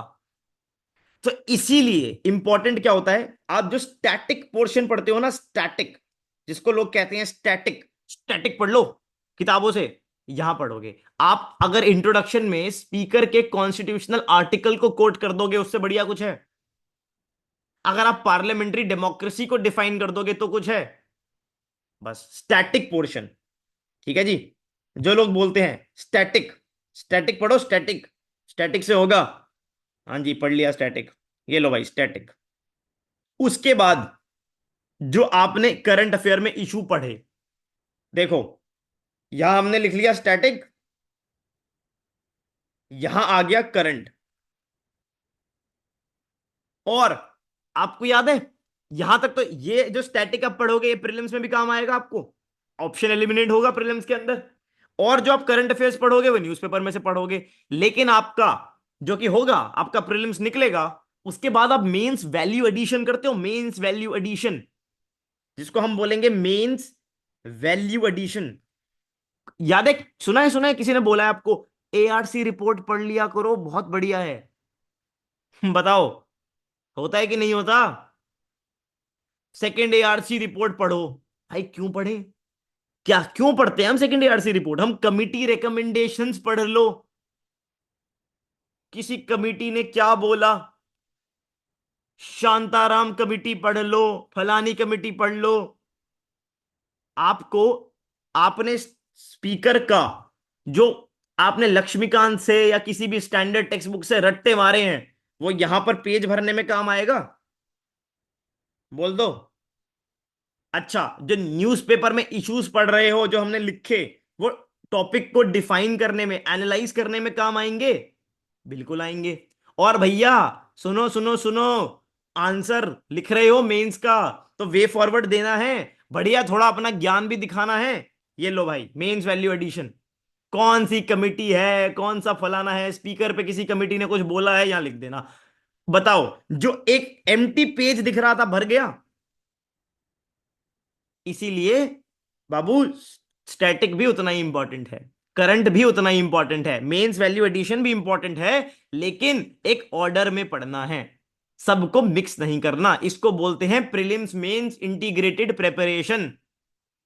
न्यूज़पेपर का एनालिसिस करो, स्टैटिक बुक्स को जबरदस्त तरीके से पढ़ो, और जब प्रीलिम्स निकल जाए तो मेंस वैल्यू एडिशन कर लेना, और मेंस में ना निकले मेंस तो भाई आ जाना। गलती करके और लोगों को पास होता देख के सीखा है तभी बता रहे हैं, ऐसी बात कोई बता दे तो बताना। भाई तुम्हारे जैसा हूं तभी तुम्हारी प्रॉब्लम को समझता हूं, तभी तुम्हारी जैसी बातें सोच सकता हूं और उनका सोल्यूशन निकालता हूं। समझे? क्यों रटनी है लक्ष्मीकांत ऐसे? इसलिए बोल दो, एक पर्सपेक्टिव मिला। चलो बहुत बढ़िया, आगे चलते हैं भाई। ठीक है, चलिए, तो इसलिए स्टैटिक जो मैं दे रहा हूं, स्टैटिक को इसलिए यूज करना है। ठीक है जी, चलिए आगे चलते हैं इकोनॉमी पे। वन ऑफ माय फेवरेट, ये देखो, ये केक पेस्ट्री याद है? हाँ जी, केक पेस्ट्री का क्वेश्चन या आर्टिकल आया था। आर्टिकल ने बोला था जॉब क्राइसिस है भाई। ठीक है मान लिया, अभी इंडिया में बहुत कम जॉब्स हैं, ये पेस्ट्री जितनी जॉब्स हैं, हमें जॉब्स बढ़ानी है। ठीक है, अगर हमसे जॉब्स नहीं बढ़ती तो जिन लोगों को जॉब नहीं मिली उनको ये कैंडी दे दो, उसका नाम क्या है? Universal basic income. ये मैं नहीं बोल रहा, ये आर्टिकल ने बोला था। ठीक है, क्यों? क्योंकि उन्होंने क्रिटिसिज्म किया था यूनिवर्सल बेसिक इनकम का, बिल्कुल दब के, कि भाई ये सब बेकार है, लोगों की वो एस्पिरेशन किल हो जाती है। लोग फिर कहते हैं भाई फ्री का मिल रहा है, मौज करो, क्या करना है, क्यों हमें अपस्किल करना है, क्यों हमें और वो करना है, कुछ नहीं। वो उल्टा हमारे फंड्स मतलब जाते हैं। ठीक है, डिपेंडेंसी क्रिएट हो जाती है। तो एक तो ये सोल्यूशन है, ये मॉडल है, इसको तो रिजेक्ट कर दिया। तो बात क्या बोली कि भाई आप जॉब्स ही बढ़ा दो। पर क्या जॉब्स ऐसे ही बढ़ जाएंगी? आपको याद होगा, जॉब्स बढ़ना है तो प्रोडक्शन का बढ़ना जरूरी होगा कि नहीं होगा? मुझे बता दो, ये बताओ, क्या जॉब्स बिना प्रोडक्शन के होंगी? इकोनॉमी में फैक्ट्री नहीं लगेगी तो ताऊ जॉब कहां करेगा? हाँ जी, सही बात है कि नहीं है? तो भाई जॉब्स लगानी है, अब जॉब्स क्रिएट करने के लिए क्या करना होता है? बोल दो, याद है? Structural reforms. एक बात पढ़ाई थी मैंने तुम्हें, कि थाली लेके खड़ा होना है वेलकम करने के लिए, घर की सफाई करनी है, दिवाली, दिवाली का टाइम चल रहा है कि नहीं? और दिवाली पे एक बात होती है कि हम लोग अपने घर को फुल रेडी करके रखते हैं, यस या नो? करते हैं कि नहीं करते? ताकि कोई गेस्ट आए तो भाई घर बढ़िया लगे। इसी को बोलते हैं स्ट्रक्चरल रिफॉर्म्स। इकोनॉमी के अंदर इन्फ्लेशन कम है, इकोनॉमी के अंदर भैया खूब हमारी स्किल्ड यूथ है, हमने स्किल डेवलपमेंट कर रखी है, ये सब आप न्यूज़पेपर में पढ़ते होगे। स्ट्रक्चरल रिफॉर्म्स, इन्फ्लेशन कम कर रखा है, आपने खूब बढ़िया यूथ को स्किल कर रखा है, आपने बढ़िया बढ़िया पॉलिसी बना रखी है, मेक इन इंडिया, SEZ, आपने गिफ्ट सिटी बना दी, भाई यहां आओ बिजनेस करो। टैक्स रिफॉर्म्स कर रखे हैं, GST ले आए, दुनिया भर की आपने चीजें कर रखी हैं, ताकि इंफ्रास्ट्रक्चर बना रहे हो, रोड पे रोड बन रही हैं, है ना? उस पे लेट रहे हैं लोग भाई, ये लो भाई रोड, रेलवे, भाई कृषि, रेल उड़ान स्कीम, एयरपोर्ट भी मिलेगा, रोड भी मिलेगी, पोर्ट्स भी मिलेंगे, आओ आओ आओ। उसको बोलते हैं स्ट्रक्चरल रिफॉर्म्स। ठीक है भाई, स्ट्रक्चरल रिफॉर्म्स। स्ट्रक्चरल रिफॉर्म से प्रोडक्शन होगी, और हाँ जी, स्ट्रक्चरल रिफॉर्म्स बिना इंटेंट के होंगे। अगर नितिन गडकरी जी जैसा इंटेंट इंडिया में आ गया तो भाई सब हो जाएगा। उन्होंने भाई कसम खा रखी है, लेट जाऊंगा पर रोड बनेगी। ठीक है, रोड, रोड ही बनेगी भाई, जहां दिखेंगे रोड बनाओ। भाई लो, पता चल रहा है घर के अंदर से रोड निकल रही है, सीधा हाईवे पे सो रहे हैं, बस एकदम। ठीक है, तो भाई ये है, ये इंपॉर्टेंट है, पॉलिटिकल इंटेंट। पॉलिटिकल इंटेंट होगा, मजा आएगा, जॉब्स क्रिएट होंगी, प्रोडक्शन होगी, जॉब्स आएंगी। पर एक बात तो याद रखनी है, क्वालिटेटिव और क्वांटिटेटिव जॉब्स होनी चाहिए। यस या नो? क्वांटिटेटिव तो ठीक है, बहुत सारी जॉब्स बना दी, मैं कह रहा हूं 5 मिलियन सफाई कर्मचारी की जॉब्स, सब अपना अपना घर साफ करो, सबको सैलरी मिलेगी, सब सफाई कर्मचारी बन गए। भाई काम बहुत इंपॉर्टेंट है देश में वो, ठीक है, इंपॉर्टेंट काम है वो, मीनियल काम नहीं है। लेकिन क्या ऐसी पॉलिसी बना सकते हैं क्या कि भाई कल को मोदी जी बोलते हैं भाइयों बहनों अपना अपना झाड़ू उठा लो, घर में सफाई लगाओ, आप हो गए हो आज से एम्प्लॉयड, हमारा अनएम्प्लॉयमेंट रेट खत्म, और ये लो सैलरी आपके पीएम सफाई योजना सीधा घर में अकाउंट में आपके, लो भाई बहुत बढ़िया। नहीं ना, जॉब्स बढ़िया बनाओ, अच्छी जॉब्स बनाओ, क्या हवाबाजी कर रहे हो, ग्रीन जॉब्स क्रिएट करो, पता है ना ग्रीन जॉब्स, एनर्जी ट्रांजिशन की बात करते हो, कोयला कर्मचारी क्या बोलेंगे कि भैया हमारे को ग्रीन ग्रीन में कन्वर्ट कर दो, हमें ग्रीन कार्ड दे दो। तो अच्छी स्किल्ड जॉब्स, एआई का टाइम है वैसे ही जॉब्स चली जाएंगी, अच्छी जॉब्स बना लो, ठीक है। तो क्वालिटेटिव और क्वांटिटेटिव जॉब्स क्रिएट होनी चाहिए। तो जॉब्स क्रिएट जॉब क्रिएशन का जो फंडामेंटल कॉन्सेप्ट है ना वो ये है कि जॉब्स कैसे क्रिएट होंगी, प्रोडक्शन से होंगी, प्रोडक्शन कैसे होगी, स्ट्रक्चरल रिफॉर्म से होंगी, पर जो जॉब्स क्रिएट होंगी वो क्वालिटेटिव हो और क्वांटिटेटिव हो, बस ये बात है। बताइए, प्रोडक्शन से जॉब्स क्रिएट होती हैं, ये समझ आया? बताओ। ये मैं बहुत बार समझा चुका हूं इकोनॉमिक्स में, एक बार फिर समझा देता हूं कि भाई ऐसे होता है, सुनो। इकोनॉमी में कंज्यूमर होता है, पर्सनल कंजम्पशन आपने सुना होगा, ये क्या करता है, ये करता है डिमांड, ठीक है। अब ये जब डिमांड करता है ना, इस डिमांड को, हाँ जी, ये देखो, ये इस डिमांड को कौन देखता है, इस डिमांड को देखते हैं हमारे प्रोड्यूसर, ये क्या करते हैं, प्रोडक्शन। वो कहते हैं हाँ भाई डिमांड है इकोनॉमी में, लोग खर्चा करने के लिए तैयार हैं, लो भाई प्रोडक्शन करो, ठीक है जी। अब प्रोडक्शन होती है तो आप देखोगे कि क्या होता है, जॉब्स क्रिएट होती हैं। सो डिमांड प्रोडक्शन जॉब्स, ये साइकिल है, पहले डिमांड होगी, डिमांड प्रोडक्शन कराएगी, प्रोडक्शन जॉब्स में। लेकिन क्या डिमांड इकलौता फैक्टर है, नहीं, it should be complemented by structural reforms. Africa में डिमांड तो है लेकिन वहां स्ट्रक्चरल रिफॉर्म्स नहीं है ना, ये बताओ, इसलिए प्रॉब्लम है, समझे? बोल दो। Demand plus structural reforms will lead to production, production will lead to jobs, production leads to jobs, बस, बस खत्म। अब देखो एग्जांपल, आईएमएफ की रिपोर्ट आई थी, वर्ल्ड इकोनॉमिक आउटलुक, ये सिंपल रिपोर्ट है, याद कर लेना नाम इसका, कोई दिक्कत नहीं है। इसने एक बात बोली थी, इसने बोला था पेंट अप डिमांड, ये वर्ड मैंने समझाया था रील में, याद है? कि बॉस कोविड के बाद क्या हुआ, कोविड के बाद हमारे अंदर का जो जानवर है वो जाग गया। भाई मैं घूमने नहीं गया हूं 2 साल से, मैं जाऊंगा आज, भाई मनाली भी जाएगा, शिमला भी जाएगा, फिर गोवा भी जाएगा वहां से, ठीक है, और फिर वहां से मालदीव भी जाएगा, अब मालदीव ने भगा दिया तो फिर लक्षद्वीप जाएगा, ठीक है। तो हमारा मन कर गया था कि भाई लो अब हम करेंगे खूब खर्चा।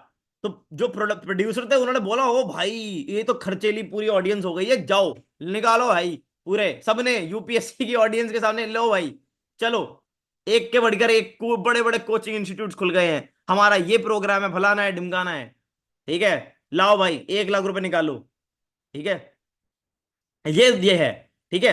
अब इसके बाद क्या हुआ, वो डिमांड को बोलते हैं पेंट अप डिमांड, एकदम डिमांड उठी थी बिकॉज ऑफ अ क्राइसिस, लेकिन वो डिमांड सस्टेनेबल नहीं थी, वो डिमांड ओवर द टाइम गिर गई।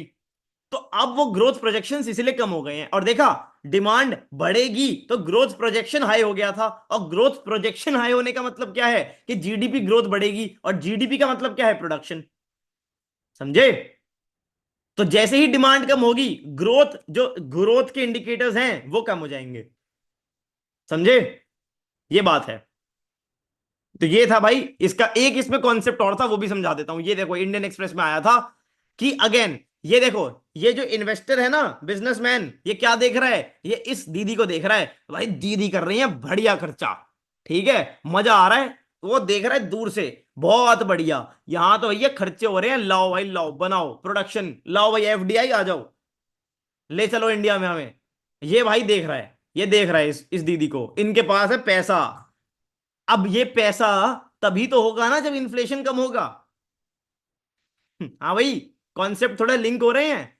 इंडिया में अगर ऐसे इंडिकेटर्स होंगे, रिवर्स माइग्रेशन हो रही है, टू व्हीलर की सेल कम हो रही है, टू व्हीलर की सेल कम हो रही है, मतलब इंडिया में कंजम्पशन कम हो रहा है, डिमांड कम हो रही है, डिमांड कम हो रही है भाई साहब। भाई प्रोडक्शन वाले क्या बोलेंगे, नहीं नहीं नहीं नहीं नहीं, ये तो खरीद ही नहीं रहे, भागो। वो कहेंगे रिवर्स माइग, अरे भाई हमारा गोपी, भाई गोपी एक बंदा है, वो तो गांव जा रहा है, वो शहर में रहेगा तो मैं लाऊंगा ना उसके सामने रिटेल मार्ट, ई कॉमर्स। वो ब्लिंकिट गांव में थोड़ी ना करेगा। तो गोपी अगर गांव चला गया तो भाई फिर कैसे बात बनेगी। तो इसीलिए ये इंडिकेटर्स क्या दिखाते हैं, रूरल एम्प्लॉयमेंट बढ़ रही है, गोपी गांव गया, वहां जाके जॉब लगा ली उसने अपनी, अरे खेत में काम करेंगे, कौन जाए शहर में। तो ये बंदा क्या बोलेगा, अरे भाई यहां तो बेकार है, वापस चलो, यहां कुछ नहीं है, यहां खर्चे वर्चे नहीं होंगे। तो ये इंडिकेटर्स सही इंडिकेटर्स नहीं है इकोनॉमी के लिए। इसीलिए हमको क्या ड्राइव करना है, हमें जानवर इंसान, इंसान के अंदर का जानवर जगाना है, एनिमल स्पिरिट्स। इकोनॉमी में बहुत बढ़िया टर्म है ये, इसको लिखाना एग्जाम में, एग्जामिनर की भी एनिमल स्पिरिट्स इग्नाइट हो जाएंगी। लो भाई, ये आए हैं आईएएस ऑफिसर, इनको सीधा नंबर दो, खटैक। ठीक है, चलो, बहुत बढ़िया।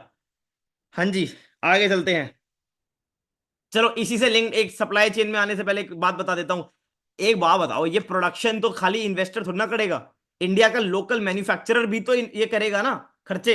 वो कैसे करेगा, उसको भी तो बिजनेस लगाना है। एमएसएमई, स्ट्रक्चरल रिफॉर्म्स में ये शब्द भी बहुत इंपॉर्टेंट है। ये सारे बैठे हैं एमएसएमई वाले, हाँ जी हमारा क्या, देखो तुम बाहुबली जो आ रहे हैं इनको तो बहुत कुछ कर रहे हो, एमएसएमई वालों का क्या। तो भाई मोदी जी बोलेंगे हेलो, आप लो जी मुद्रा योजना, माइक्रो फाइनेंस, पैसा लो, लगाओ बिजनेस करो स्टार्ट, हम बनाएंगे इंडिया को भाई, लो ये बात, ये ले तहलका ऑमलेट।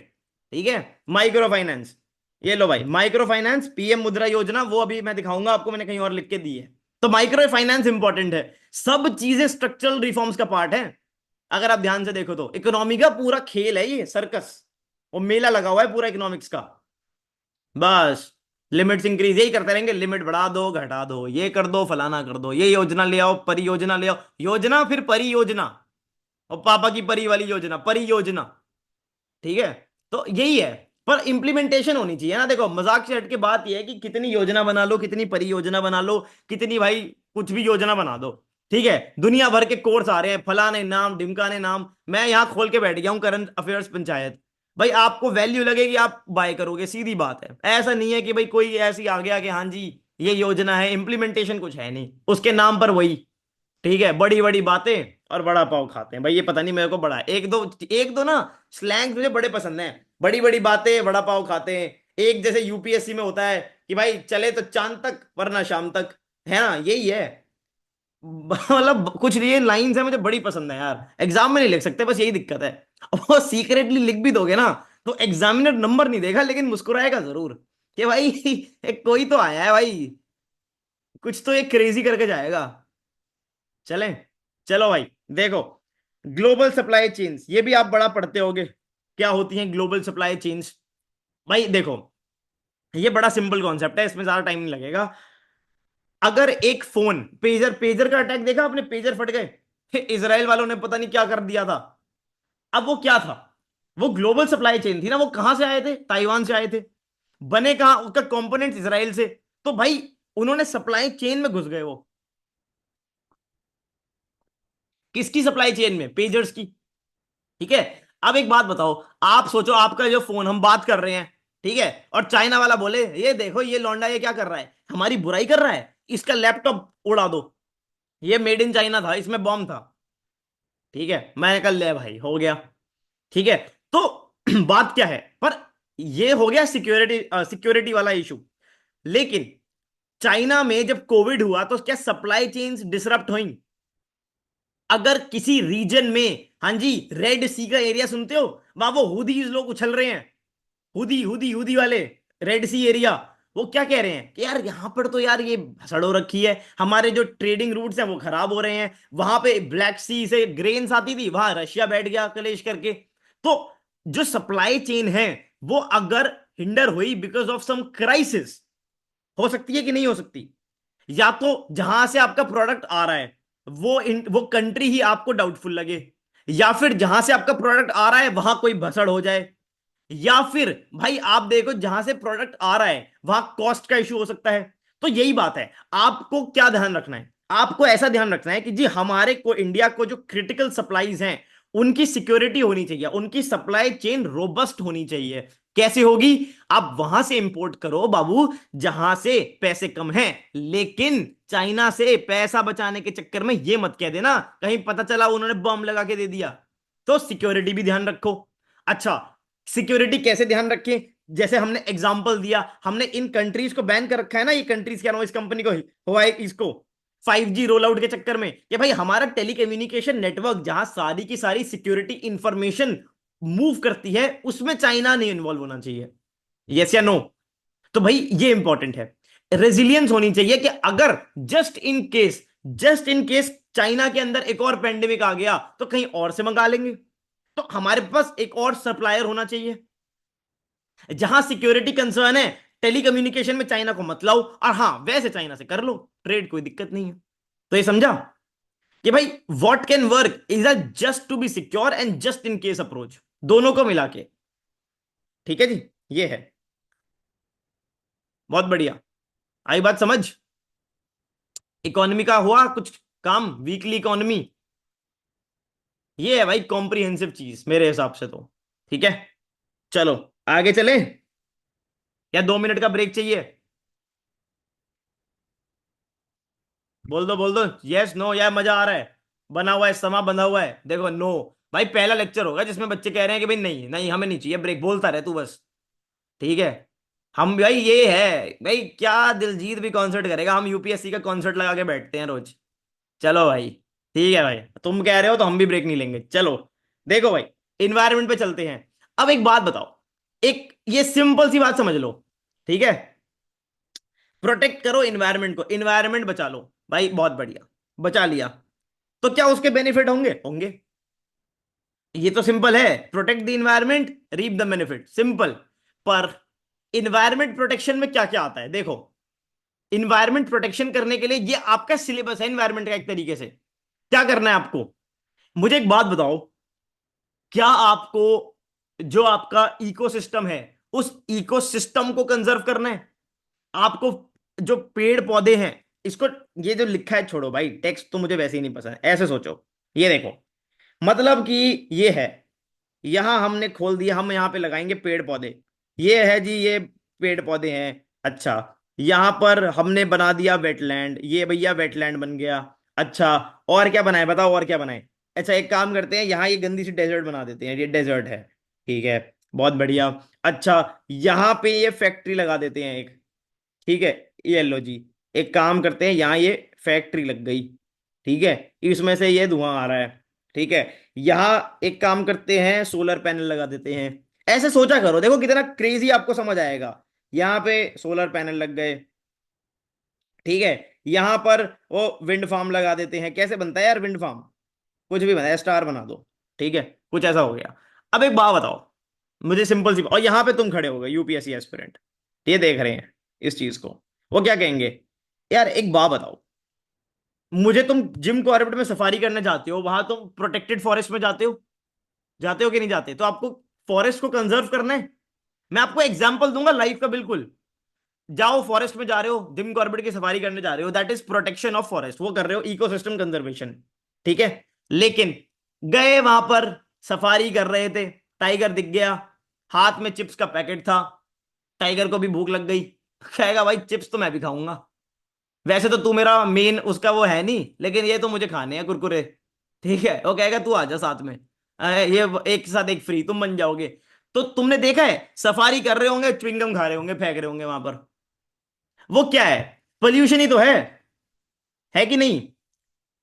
भाई क्या है, पोल्यूशन है, पोल्यूट कर रहे हो आप। जा रहे हो ऋषिकेश, हरिद्वार, गंगा माता, हमारे सारे पाप धो दो, हम बहुत पाप करके आए हैं, हमने भाई, हमने मंथली मैगजीन पढ़ रखी है, हम डेली उसके नोट्स बना रहे हैं, हमसे बड़ा पापी कोई नहीं है, ठीक है, हमें हमारे को पाप धोने हैं, और वहां जाके वहीं थूक रहे हो। क्या है वो? पोल्यूशन है। माउंटेन्स पे जा रहे हैं, चिल करेंगे, ठीक है, कसौल जा रहे हैं, इसराइल का फील इंडिया में ही लेंगे, ठीक है, वहां जा रहे हैं, पागल हो रखे हैं बिल्कुल, और क्या कर रहे हैं, ये नहीं सोच रहे कि वहां पे वल्नरेबल इको सिस्टम है, वो सब कर रहे हैं, नहीं। आप जाके देखो, पोल्यूशन, इकोसिस्टम्स को कंजर्व करना है कि नहीं करना, मुझे बताओ, और उनको पोल्यूट नहीं करना। दो पॉइंट हैं। इकोसिस्टम्स की रिस्पेक्ट करो, बीच पे जा रहे हैं, घूम रहे हैं, बहुत बढ़िया, ठीक है, फोटोज खिंचवा रहे हैं वहां पर, लेकिन वहां पर आप देख रहे हो बीच के ठीक पास, एकदम हाई टाइड लो टाइड के बीच में वहां बैठा है एक बंदा, और कह रहा है लो जी यहां पे मैं अपनी दुकान खोल के बैठा हूं, लो भाई आओ। हाई टाइड लो टाइड के बीच में, ठीक है, कोस्टल कंजर्वेशन रूल्स गए बाढ़ में, हम यहीं बैठेंगे, ठीक है, ये बात है। हम सोच रहे हैं भाई कोई सी शेल आएगा, कुछ बढ़िया सा निकल के आएगा ओशन में से, क्या आ रहा है वहां पे, वहां आ रही है बियर की कैन, और हम इतने नशे में हैं कि उसमें से भी थोड़ी थोड़ी निकाल के पी रहे हैं कि भाई मजा आ जाएगा, चलो ठीक है। ये यमुना रिवर, छठ पूजा, भाई छठ पूजा कहाँ करें, छठ पूजा है, भगवान ही मिल जाएंगे सीधा डायरेक्ट, उसमें एक डुबकी मारी आग खुली, ये देखो भाई स्वर्ग में आग खुली है सीधा, कि भाई ये कौन सी गंगा, ये रिवर थी, ये हाल है। हाँ पता चला भाई, भाई पानी पी रहे हैं, ये भगवान हमारे को बहुत शुद्धि देगा, हमारे हमारे को ये अमृत की तरह पी रहे हैं, उसमें इकोली है बैक्टीरिया, और गए सीधा वहां से हॉस्पिटल में एडमिट, ठीक है। तो ई कोली का देखा हमने कितना वो स्प्रेड हो रहा था, ई कोली बैक्टीरिया का भी बड़ी इंफॉर्मेशन आई थी, तो ये प्रॉब्लम है। तो आई होप मैं आपको इकोसिस्टम कंजर्वेशन और पोल्यूशन के बीच में डिफरेंस समझा पाया हूंगा, कि इकोसिस्टम्स की रिस्पेक्ट करो, पोल्यूट मत करो, सबसे पहली बात। फिर आ जाओ दूसरी बात पे, कि भाई जो ऑलरेडी पोल्यूटेड लैंड डिग्रेडेशन, आपको याद है मैंने प्रीलिम्स पार योजना में आपको इसरो की एक वो लैंड डिग्रेडेशन एटलस के बारे में बताया था। अब वो क्या कर रहे हैं, जो एरिया को आप खराब कर चुके हो उनको तो री मतलब ठीक करना है ना, बेटर करना है। जो रिवर पोल्यूट हो गई है उन्हें ठीक करो, लैंड डिग्रेड हो गया है उसे ठीक करो, या फिर नहीं ठीक हो सकता है तो कहीं और बेटर यूज करो, बोल दो, है ना। तो ये काम है, आपको रिस्टोरेशन ऑफ इकोसिस्टम करना है, समझे, रिस्टोरेशन। उसके अलावा सोचो, आपने फैक्ट्री लगा रखी है, अब आ जाओ इस पे, ठीक है, ये सब ठीक कर दिया, बहुत बढ़िया है, सब बढ़िया हो गया, एकदम बढ़िया। पर फिर शहर में गए और फैक्ट्री में ले भाई कोल, अब खूब पोल्यूशन हो रहा है, क्लाइमेट चेंज हो रही है, क्लाइमेट चेंज से एसिड रेन हो गई, वही तुम्हारे ऊपर गिर गई। अब हीट हो रही है, वहां पे तुम गए थे, भाई बढ़िया कोस्टल कम्युनिटी सब बढ़िया कर रहे हैं, एकदम बहुत बढ़िया, ब्लू इकोनॉमी करा रहे हो, ब्लू इकोनॉमी, सागर माला ये वो सब ढिमकाना, पोर्ट्स बना रहे हो, मेजर पोर्ट्स, मेगा पोर्ट्स, पता नहीं कौन से पोर्ट्स, सी लेवल राइज किया, धप, पूरा मुंबई शहर बाहर, क्या मिलेगा फिर। तो आपको रिन्यूएबल्स पे शिफ्ट करना है कि नहीं, वो करना है आपको, ये सब चीजें हैं, आपको विंड फार्म्स बनाने हैं। तो आप खुद सोचो, क्या इन्वायरमेंट का सिलेबस भाई इतना मुश्किल है क्या, जरा आग खोल के बैठ के यूं ही मौज लेके सोचो क्या हो रहा है दुनिया में, ट्रांजिशन करो रिन्यूएबल्स पे, बायो, और हाँ, यहां पर ये जब जहां जब गए थे फॉरेस्ट के अंदर, तो शेर को नहीं छेड़ना, ठीक है, अगर वो जाग गया बेटा तो कुरकुरे ले जाएगा वो, इसलिए बायोडाइवर्सिटी को कंजर्व करो। एक एक बात समझी, फ्लैगशिप स्पीशीज होते हैं, फ्लैगशिप स्पीशी होते हैं कि नहीं होते, एक एक होते हैं इंडिकेटर स्पीशी, ये वर्ड पढ़ते हो स्टैटिक में, इंडिकेटर स्पीशी, इंडिकेटर स्पीशीज का होना एक इकोसिस्टम की हेल्थ को डिफाइन करता है। तो भाई बायोडाइवर्सिटी को कंजर्व करो, क्रिटिकल इकोसिस्टम्स, फॉरेस्ट वेटलैंड्स को कंजर्व करो, वल्नरेबल इकोसिस्टम्स को, हिमालय वेस्टर्न घाट्स, वहां जाके पार्टी मत करो, पोल्यूशन कम करो, ठीक है, सस्टेनेबल कंजम्पशन करो, ठीक है, सस्टेनेबल एग्रीकल्चर, उसमें वो पेस्टिसाइड्स और ये और वो सब मत करो, ठीक है, ग्रीन स्पेसेस, ठीक है, थोड़ा बढ़िया से अपने पेड़ पौधे उगाओ, है कि नहीं, रिवर प्रोटेक्शन, भाई हमारे रिवर एक बहुत इंपॉर्टेंट कंपोनेंट है, उसको बचाओ। तो ये है भाई, अगर आपने ये किया तो जैसे आपको मेंस में नंबर मिलेंगे वैसे ही लाइफ में ये बेनिफिट मिलेंगे। आप देखो, वाटर स्कैरिसिटी नहीं होगी, वाटर सिक्योरिटी होगी, जॉब्स क्रिएट होंगी, ग्रीन जॉब्स क्रिएट होंगी, एग्रीकल्चर हेल्दी प्रोडक्टिव होगा, जो बिना पेस्टिसाइड का प्रोडक्ट होगा वो जाकर क्या करेगा, वो न्यूट्रिशन देगा, इकोनॉमिक रिटर्न्स मिलेंगी, माइग्रेट मिटिगेट होगा क्लाइमेट चेंज, डेजर्टिफिकेशन कॉम्बैट होगी, सोशल इंडिकेटर्स इंप्रूव होंगे।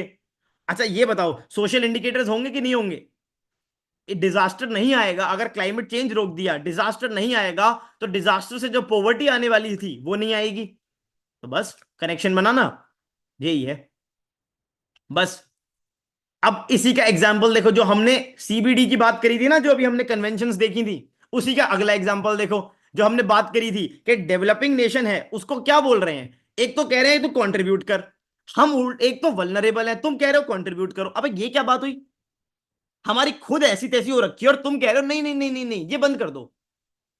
ठीक है, ये जो फैक्ट्री है ये बंद करो, आप ये बना दो। ये हम कहेंगे ओ ताऊ, करें कैसे? पैसा टेक्नोलॉजी तो दे दे, फोटोवोल्टिक सेल्स नहीं है हमारे पास, कहां से करें?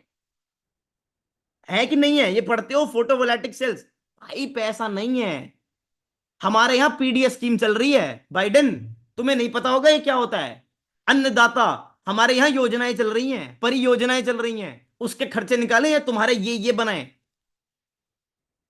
हमारे तो मूवी बन रही है रानीगंज, है कि नहीं? तो भाई इसीलिए हमको क्या चाहिए? Climate finance. क्लाइमेट फाइनेंस के लिए बड़ी बड़ी बातें हुई हैं, इनको याद कर लेना कि इंडिया को कितने पैसे चाहिए। ठीक है, अब इसी के बारे में याद है जो मैंने बोला था अभी, ये फाइनेंस सीओपी बोल रहे हैं, जो सीओपी 29 होनी है ना, जो मेंस में हमने देखा फ्रेमवर्क में, वो इस पे होनी है, फाइनेंस पे। तो इसको देख लेना एक बार। ठीक है, चलो अब इस पे जब बात होगी तब देखेंगे कि किस तरीके से ये लोग अपने फाइनेंस फाइनेंस का मैकेनिज्म बनाएंगे। अब तुम्हें समझ आएगा ये डबल स्टैंडर्ड्स क्या होते हैं इनके। ठीक है, चलो। ये भाई बहुत ही बोरिंग कॉन्सेप्ट था, खुद पढ़ना, मैं तुम्हें बेसिक बता देता हूं। जो हमारी बिल्डिंग है, कमर्शियल बिल्डिंग्स हैं या बड़ी बड़ी रेजिडेंशियल बिल्डिंग्स हैं, वो इको फ्रेंडली होनी चाहिए बस।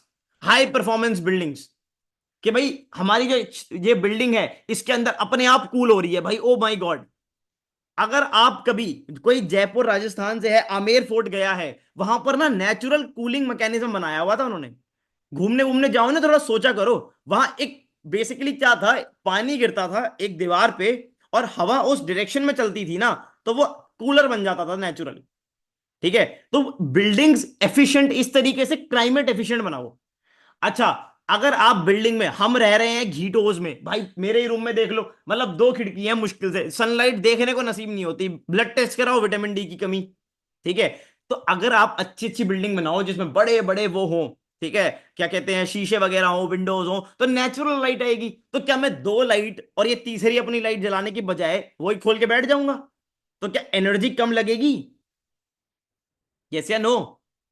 विंड फ्लो रुकता है। आपको पता है सिटीज के अंदर बिल्डिंग्स इस तरह से बनती हैं कि विंड, वो क्लस्टर्स बन जाते हैं। आपने एक टर्म सुनी होगी, हीट डोम। हीट डोम, है कि नहीं? ये बन जाते हैं। अब भाई इससे बचना है तो आपको आपकी जो बिल्डिंग्स हैं उन्हें अच्छा बनाना पड़ेगा। ठीक है, अब उसके बेनिफिट्स क्या होंगे, प्लीज ये आप खुद पढ़ना, बहुत ही बोरिंग है। ठीक है, क्या होता है बिल्डिंग? देखो, ये अगर क्वेश्चन आया, ये आंसर है, इसी को पेलाना खाली एकदम। वैसे रेयर चांसेस हैं, इसलिए मैंने मेंस फ्रेमवर्क भी नहीं डाला, पर ठीक है। बेनिफिट ये है, मतलब ये है, इंडिया क्या कर रहा है, ये कर रहा है। एक चीज मुझे याद करो, अभी अभी रट्टा मारो, ब्यूरो ऑफ एनर्जी एफिशिएंसी की मिनिस्ट्री बताओ। मिनिस्ट्री बताओ, मिनिस्ट्री जल्दी बताओ, इसकी मिनिस्ट्री कौन सी है? बोल दो। कौन बोलेगा, कौन बोलेगा? MEA, ministry of external affairs. Vishu, ओ भाई, कहाँ चले गए? अच्छा, अर्थ साइंसेस बोल रहे थे क्या? अर्थ साइंसेस, नहीं नहीं नहीं नहीं नहीं, पावर भाई, पावर। देख गूगल कर रहे हैं सारे के सारे। ठीक है, मिनिस्ट्री ऑफ पावर है ये। ठीक है, चलो, बहुत बढ़िया, आगे चलते हैं। क्या हो गया भाई, सो गए क्या तुम? एक बार मुझे चैट में थोड़ी वो लग रहा है भाई, नींद आ गई है लगता है। ना ना नहीं भाई, जगे हुए हैं, जगे हुए हैं, ठीक है। चलो भाई, ये साइक्लोन आ रहा है दाना, साइक्लोन फॉर्मेशन अपने ज्योग्राफी के टीचर से पढ़ना, उनको बोलना भाई पढ़ाओ सर, कैसा बनता है लैंडफॉल, क्या होता है साइकिल का, आई क्या होती है साइक्लोन की, ये सब क्या होता है। प्लीज वो पढ़ाएंगे आपको। यहाँ अगर वो पढ़ा दिया तो ज्योग्राफी का लेक्चर शुरू हो जाएगा। ठीक है, हमारी सैटेलाइट उन्हें ट्रैक कर रही हैं। और ये देख रहे हो, weather forecasting at gram panchayat level, ये बड़ी इंपॉर्टेंट चीज है। ये किस प्रोजेक्ट के अंदर हुई है, कोई बताएगा? किस प्रोजेक्ट के अंडर ये स्कीम, ये वाला मैकेनिज्म इंप्लीमेंट हो रहा है कि पंचायत लेवल पे फोरकास्टिंग होगी वेदर की? बहुत बढ़िया, बहुत बढ़िया मृदुल, बहुत बढ़िया भाई, बहुत बढ़िया प्रिय। मिशन मौसम, प्रोजेक्ट मौसम, ठीक है, ये है। चलो ठीक है भाई, इन्वायरमेंट हो गया, बस IR बचाए, उसके बाद सोशल इश्यूज और साइंस साइंस टेक में तो कुछ नहीं है, और ये भी बहुत इजी है, फटाफट हो जाएगा। ठीक है, चलो भाई, देखो वो याद है न्यूज आपको मैंने पढ़ाई थी चैगोस आइलैंड की, इफ यू रिमेंबर? कि भाई ये जो चैगोस आइलैंड है ये अब वापस मॉरिशियस को मिल गया है, पर डिएगो गार्शिया ये 99 ईयर्स के लिए रहेगा। और हमने पढ़ा था कि यहाँ पे मालदीव्स पास में है, फिर मालदीव्स के पास हमारा मिनिकॉय आइलैंड है लक्षद्वीप के। पूरी मैपिंग भी मैंने आपको कराई थी। यहाँ पर आईएनएस जटायु, आईएनएस द्वीप प्रकाश, प्रिलिम्स पार योजना। ठीक है, देखो भाई, अब एक आर्टिकल आया था कि भाई इंडिया का इस, अगर कोई पूछ ले कि इस डेवलपमेंट का इंडिया पे क्या इंपैक्ट है, तो ये चार इंपैक्ट है बस। आर्टिकल में बहुत कुछ लिखा था आप लोगों के लिए, अल्ट्रा सिंप्लीफाई। ठीक है, अल्ट्रा सिंप्लीफाई जिसे कहते हैं कि बॉस ये लो भाई, ये चार चीजें हैं। ठीक है, एक तो भाई यही है कि हमारी जो, हमारे अपॉर्चुनिटीज भी हैं हमारे लिए और थ्रेट्स भी हैं। ठीक है, कि भाई हमको अपनी मैरीटाइम प्रेजेंस इंप्रूव करने में हेल्प मिलेगी। ठीक है, यूएस का मिलिट्री बेस रहेगा डिएगो ग्राशिया में, तो भाई हमारे को वहां पर भी उनके साथ हम एंटी पायरेसी ऑपरेशन कर सकते हैं। हमारे जो रिलेशंस हैं वो भी अच्छे रहेंगे। ठीक है, अच्छा अब ये देखो, हमारी मैरिटाइम सिक्योरिटी इंप्रूव होगी।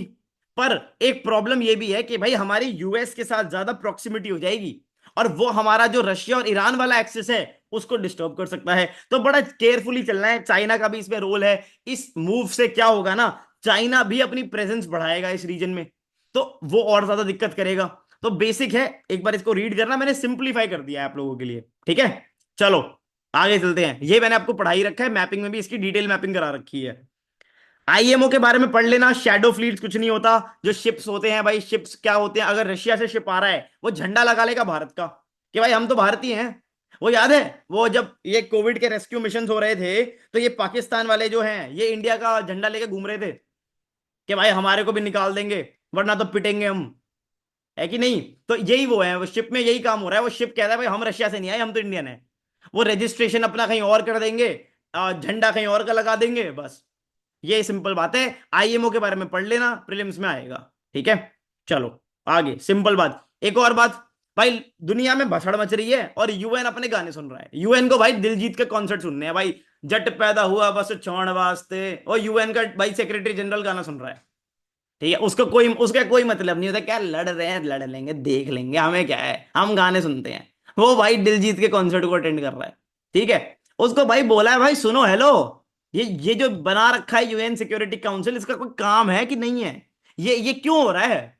और मारे कोई जाके भाई क्या, हमें दो, हमें हमें परमानेंट मेंबरशिप दो, यूएनएससी के रिफॉर्म कराओ, हम देंगे, देखो बात करेंगे। ठीक है, ये है। चलो समझ आई ये बात यूएन वाली। आगे चलते हैं। अब भैया ये देखो, ये जर्मन, जर्मन का ये जो चांसलर है इंडिया में आया है, इनकी भाई अगेन एडिटोरियल आया था इंडियन एक्सप्रेस में, मैंने समराइज कर दिया है कि भाई इंडिया का क्या इंटरेस्ट है, और सॉरी जर्मनी का क्या इंटरेस्ट है और इंडिया का क्या इंटरेस्ट है। कि भाई जर्मनी को क्या करना है ना, जर्मनी चाइना के हमेशा क्लोज रहा है। ठीक है, और जर्मनी चाहता है कि अब चाइना से हटकर हम थोड़ी अपनी पार्टनरशिप को इंप्रूव करें, और वो देख भी रहा है कि मोदी जी विश्व गुरु बन चुके हैं, हम ग्लोबल साउथ के लीडर बन चुके हैं, ये सब चीजें हैं, है कि नहीं। तो अब जर्मनी को चाहिए, और भाई हमारे हमारी कंट्री में वो उनका उनका जो बिजनेसमैन है वो ऐसे देख रहा है, यहाँ तो कंजम्पशन है, तो ग्रोइंग इकोनॉमी है, वो जाके कह रहा है अपने पॉलिटिशियंस को कि अरे भाई जाके ट्रेड एग्रीमेंट करो इनके साथ, क्या कर रहे हो। ठीक है, तो जर्मनी वाला कह रहा हाँ हाँ जा रहा हूं जा रहा हूं जा रहा हूं भाई, करके आ रहा हूं। ठीक है, अब इंडिया को क्या चाहिए, इंडिया को क्या, इंडिया कह रहा है देखो इस यूएस का तो पता नहीं, इनके प्रेसिडेंट ऐसे हैं जिनसे दो शब्द बोले नहीं जाते। ठीक है, वो दूसरा आ गया बाबूजी, तो उनका कुछ पता नहीं है, उनका कब क्या मन कर जाए। ठीक है, तो वो बात है। ठीक है, अच्छा दूसरी बात ये है कि भाई अगर ये इंडिया के, ट्रेडिशनली यूरोप में फ्रांस सबसे अच्छा पार्टनर रहा है, तो इंडिया भी कह रहा है कि यार हमें भी थोड़ी बेटर अपॉर्चुनिटी मिलनी चाहिए, हमारी भी रिलेशन यूरोप के अंदर और इंप्रूव होंगे। और जर्मनी को लग रहा है कि भाई इंडिया वाले वॉर रुकवा देंगे, वो भी एड सुन के बैठा है कि मोदी जी ने वॉर रुकवा दी, और जर्मनी वाला कह रहा है भाई जाओ जाओ मिलके आओ, वो वॉर रुकवा देंगे। हम प्यूटिन बैठ के सुन रहे हैं वो दोनों आपस में बात कर रहे हैं, मोदी जी और प्यूटिन, ये देखो जी आए हैं कह रहे हैं वॉर रुकवा दो। ठीक है, तो ये बात है, यही चलता है, एक घर के कलेश ही ना इंटरनेशनल रिलेशन है। जो घर में होता है ना सास बहू की लड़ाई, वही आईआर में होता है, उसने मुझे ऐसा बोल दिया, वो फलाने का उसने ऐसा कह दिया, उसका लड़का वो कर रहा है, उसका ढिमकाना वो कर रहा है। ठीक है, ये है कुछ, कुछ वही जैसे रिश्तेदारी में होते हैं ना, कुछ वो बच्चे होते हैं जो कुछ नहीं कर रहे हैं, दो थप्पड़ मार देता है कोई भी, वो ऐसे है हमारे पड़ोसी जैसे कि तुम क्या कर रहे हो। वो महफिल में ऐसे ही बैठे हुए हैं। ठीक है, तो ये है। रशिया वो फूफा है जो मतलब रूठ जाता है। चाइना को किसी को पता ही नहीं वो क्या कर रहा है। इंडिया जी वो सीनियर हम बन के बैठे हैं सबसे, मतलब हाँ जी, हमारी अपनी आइडेंटिटी है। यही है और कुछ नहीं है। अच्छा, एक और इशू ये, भैया, ये कलेश मच गया था। मुझे एक बात बताओ, कौन किसको मार रहा है, कौन सा एजेंट है, कौन कौन भाई लॉरेंस बिश्नोई डोवाल सर के घर पे डिनर कर रहा है और कह रहा है लोग प्लानिंग करते हैं, हमें उससे मतलब नहीं है। ठीक है, हमारा मतलब है कि अगर इस तरह का रिफ्ट होता है, मुझे जरा अच्छे बच्चों की तरह भैया सोच के बताओ, यूपीएससी एस्पिरेंट्स की तरह, कि इस तरह की प्रॉब्लम का क्या इफेक्ट होगा। कॉन्सिक्वेंसेस बताओ, कॉन्सिक्वेंसेस, लॉजिकल कॉन्सिक्वेंसेस को ब्रेनस्टॉर्म करो। एग्जाम में यही करना है। बताओ। बहुत बढ़िया, एक पॉइंट मुझे मिल गया, ट्रेड, ट्रेड इंपैक्ट होगा। ठीक है, तुम्हारे इस खेल के चक्कर में ट्रेड की लंका लग जाएगी। और बताओ, डायस्पोरा, बहुत बढ़िया। सेकंड, यहां ट्रेड था, डायस्पोरा हमारा, वहां पर जो हमारे बच्चे पढ़ रहे हैं उनका क्या। ठीक है। अच्छा, तीसरा बताओ। और बोलो बोलो, यूएन। भाई एक बात बताओ, यूएनएससी की जो सीट है हमारा, उसका कंटेंशन इफेक्ट होगा कि नहीं होगा। अगर हम लोग ऐसी काम करते फिरेंगे तो क्या ये नहीं बोलेंगे ये P5 वाले के भाई ना ना भाई, तुम तो ऐसे रोग स्टेट हो तुम तो। ठीक है। अच्छा, और बताओ, क्या हमारी जो ग्लोबल साउथ की लीडरशिप का जो हमारा ड्रीम है, उस पर दिक्कत होगी। ग्लोबल साउथ के लीडर, ऐसे लीडर होते हैं बस दंगाई है क्या। मुन्ना भैया बन रहे हो। ठीक है, और बताओ, और कोई कुछ बोलेगा। और क्या प्रॉब्लम होगी, हमारी जो एक सॉफ्ट पावर है वो कम नहीं होगी। मोदी जी कह रहे हैं हम योगा सिखाएंगे, पूरी दुनिया को योगा सिखाएंगे। यस या नो। और वहां पर भैया देख लो आप, योगा तो सिखाओगे, पर ये क्या हो रहा है। ऑल दो भाई देखो, तुम्हारे को बहुत प्रिंसिपल्ड स्टैंड लेना है, गवर्नमेंट का स्टैंड है, हमने कुछ नहीं किया, बात खत्म, बस चुप। हमने कुछ नहीं किया, प्रूफ दो। ठीक है। तो पर हाँ, यूपीएससी में जब लिखो तो ऐसी लाइनें लिखा करो, ये मत लिखना पॉसिबल प्रॉब्लम्स जो होंगी, नहीं, implication of escalating diplomatic tension. Heading ऐसी दो कि एग्जामिनर को लगे कि पेपर आईएएस नहीं लिखा है। ठीक है। हाँ जी, बात बन रही है कुछ या नहीं बन रही। चलो आगे चलो। भाई ये मैंने बताया ही था, शशि थरूर जी का एक एडिटोरियल आया था, उन्होंने क्या बोला था, एक टाइम पे वर्ल्ड बाइपोलर था, यूएस था और यूएसएसआर था। अच्छी बात है, बहुत बढ़िया। उसके बाद यूनिपोलैरिटी आई, जब यूएस ही खाली दादा बन के रह गया। उसके बाद क्या हुआ, चाइना आ गया। अब क्या हो रहा है, चाइना के साथ रशिया का एक्सेस बन रहा है और ये हमारे लिए सही नहीं है। तो हमको क्या करना है, हमको प्यादा बन के नहीं रहना। हमको क्या करना है भाई, हमको करना है इस पूरे सिचुएशन में, हमको अपनी डायमेंशन ढूंढनी है। We have to navigate through these troubled waters. बताओ, सुन के मजा आया लाइन। ऐसी लाइनें बनानी है। अब ये बनाने के लिए देखो हमने काम भी शुरू कर दिया, हम क्वाड ग्रुपिंग कर रहे हैं। ठीक है, हम नेवल वॉर गेम्स खेल रहे हैं, हम भी अपना एक फ्रंट बना रहे हैं, हम भी कह रहे हैं जी इंडो पैसिफिक एक रीजन है, एक आइडियोलॉजी हमने खड़ी कर दी और उसके हम लीडर हैं यूएस के साथ। आप देख रहे हो गेम कैसे चल रहा है। तो इंटरनेशनल रिलेशन भी इस पूरी तरह का थॉट प्रोसेस है। ठीक है जी, बात समझ आ रही है। उसके अलावा दो थीम्स थी, आपको मिल जाएंगी। एक तो ये गलवान पे जो क्लैश हुआ था, और एक ब्रिक्स।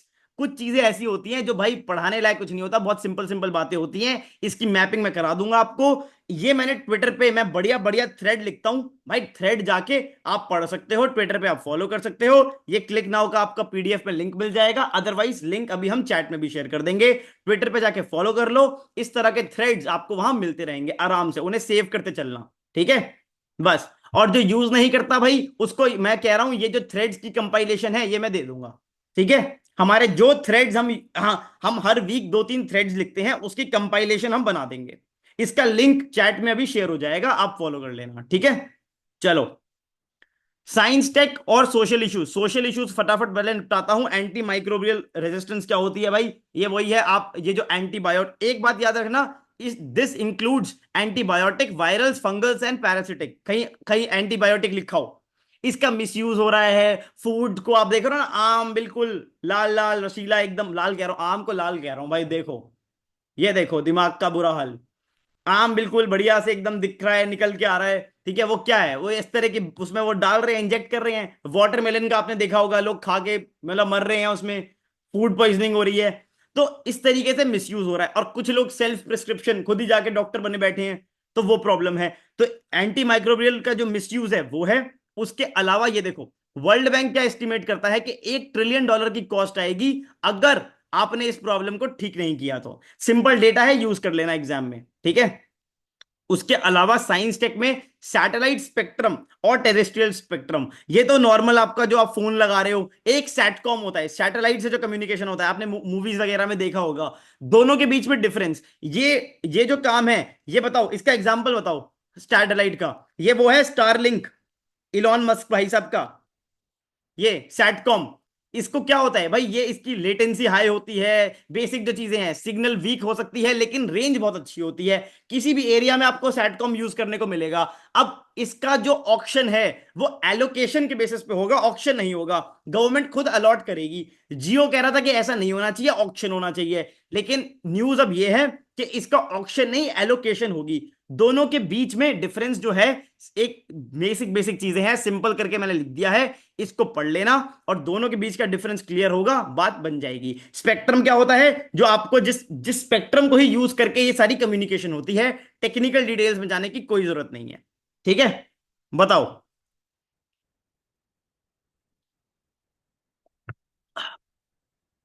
मजा आया कि नहीं आया, ये बताओ मेरे को। एक हफ्ते का करंट अफेयर इतने कॉम्प्रिहेंसिवली, ऑलमोस्ट 1 घंटे 40 मिनट में।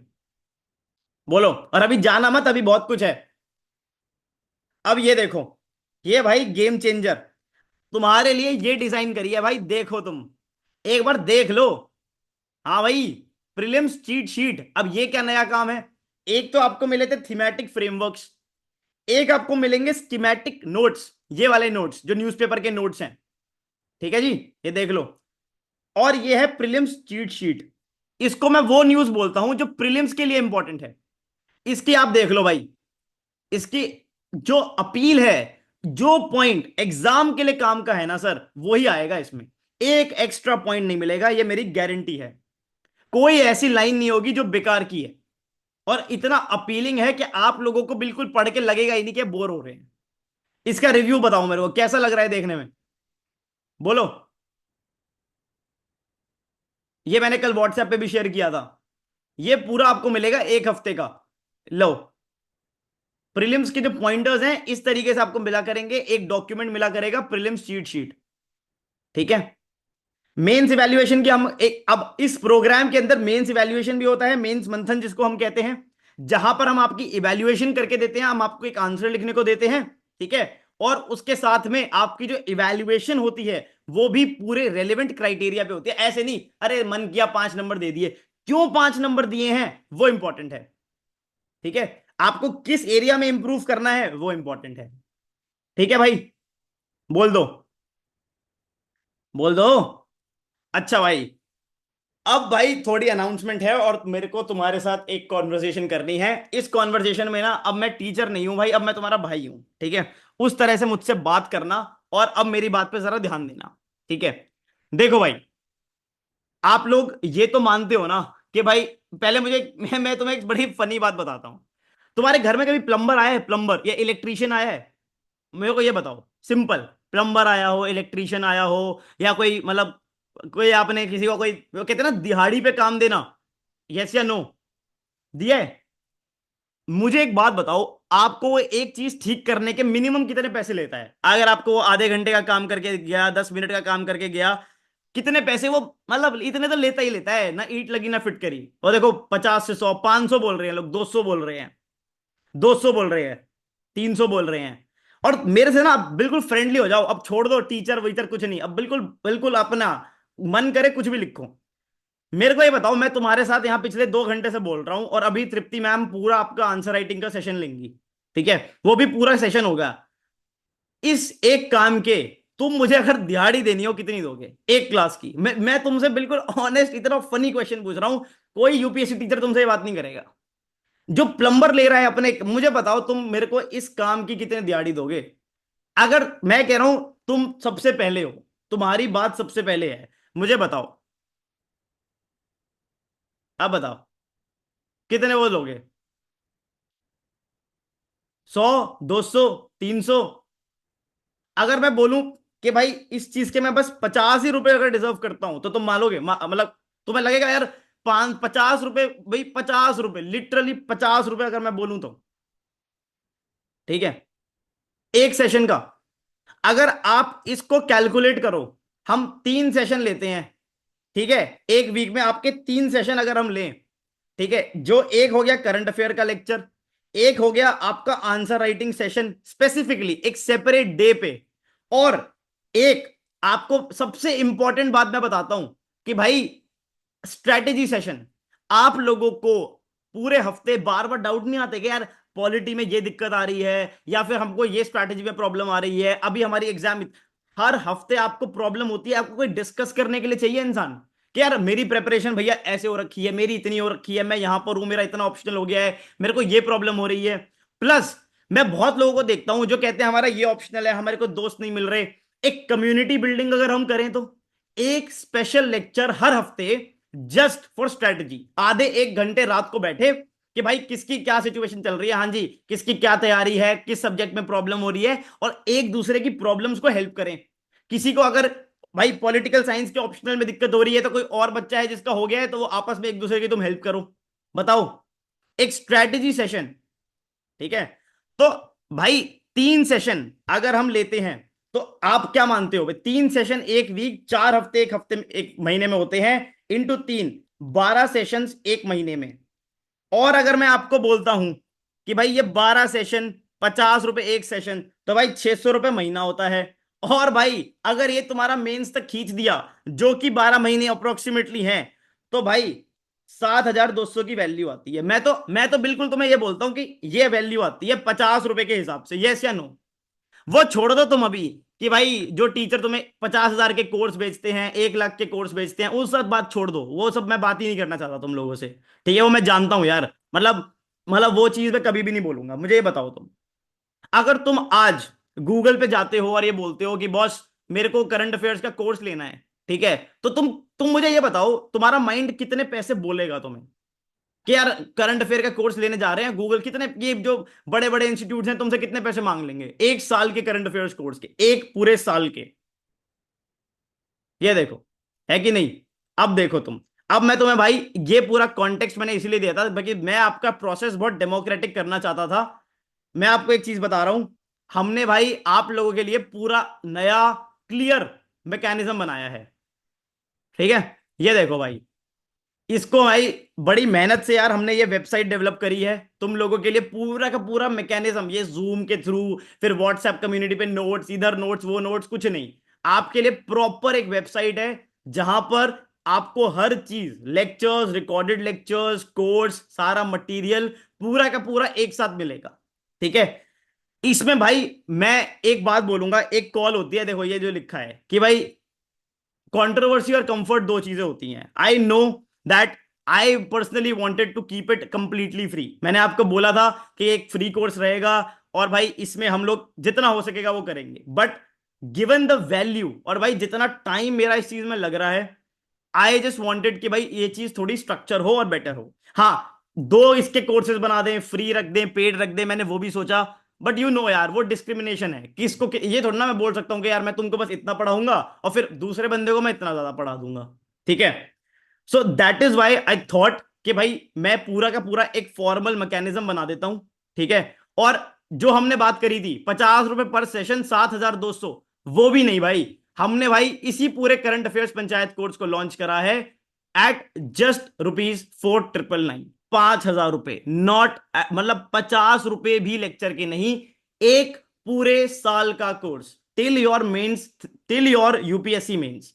और जो लोग भी 2026 के लिए प्रिपेयर कर रहे हैं उनका हम अपग्रेड करेंगे at a very nominal price, very nominal price. और सुनो भाई, आप अगर आपको लग रहा है ना कि भाई ये भाई मुझे तो ये तू भाई तुम गाली देना चाहते हो, तुम दे लो। मैं तुम्हें सीधी बात बोलूंगा, तुम जाके देख लो अगर कोई तुम्हें इतना पढ़ा रहा है, ऐसे पढ़ा रहा है, ठीक है। अब ये बताओ तुम भाई, ये चीज तुम्हें 2025 मेंस तक मिलेगी, और जो 2026 में पेपर दे रहे हैं उनका हम अपग्रेड करेंगे इसका भी 50% कॉस्ट पे, ठीक है। ये बात है। पूरा आपको प्रीलिम्स जो मई का मंथ होगा उसमें जो लेक्चर्स होंगे वो सिर्फ प्रीलिम्स के लिए होंगे, प्रीलिम्स की रिवीजन के लिए, मेन से पहले मेंस हो रखे होंगे, ठीक है। ये है। अब मुझे बताओ यार, ये जो कोर्स प्राइस है, क्या इसमें आपको ये चीज अफोर्ड करने में प्रॉब्लम है? मेरे को तुम खुद ऑनेस्टली बताओ, अगर तुम्हें 1 साल का course with 3 lectures a week, हर चीज स्ट्रीमलाइंड, पूरी चीज अगर हम इस कॉस्ट पे रख दें, so does it create any difference in your life? A very honest answer भाई। देखो क्वालिटी फिर अगेन वही है, मेरे को अपनी सारी 2-3 चीजें बंद करनी होंगी and doing this, then I have to focus on this full time. I know it is a tough decision. I know, but I had to take this call and I'm very honest with you. बताओ तुम मुझे, this is the cost. और अभी भी तुम्हें लगता है ये ज्यादा है, तुम बता सकते हो, तुम मुझे बोल सकते हो, कोई प्रॉब्लम नहीं।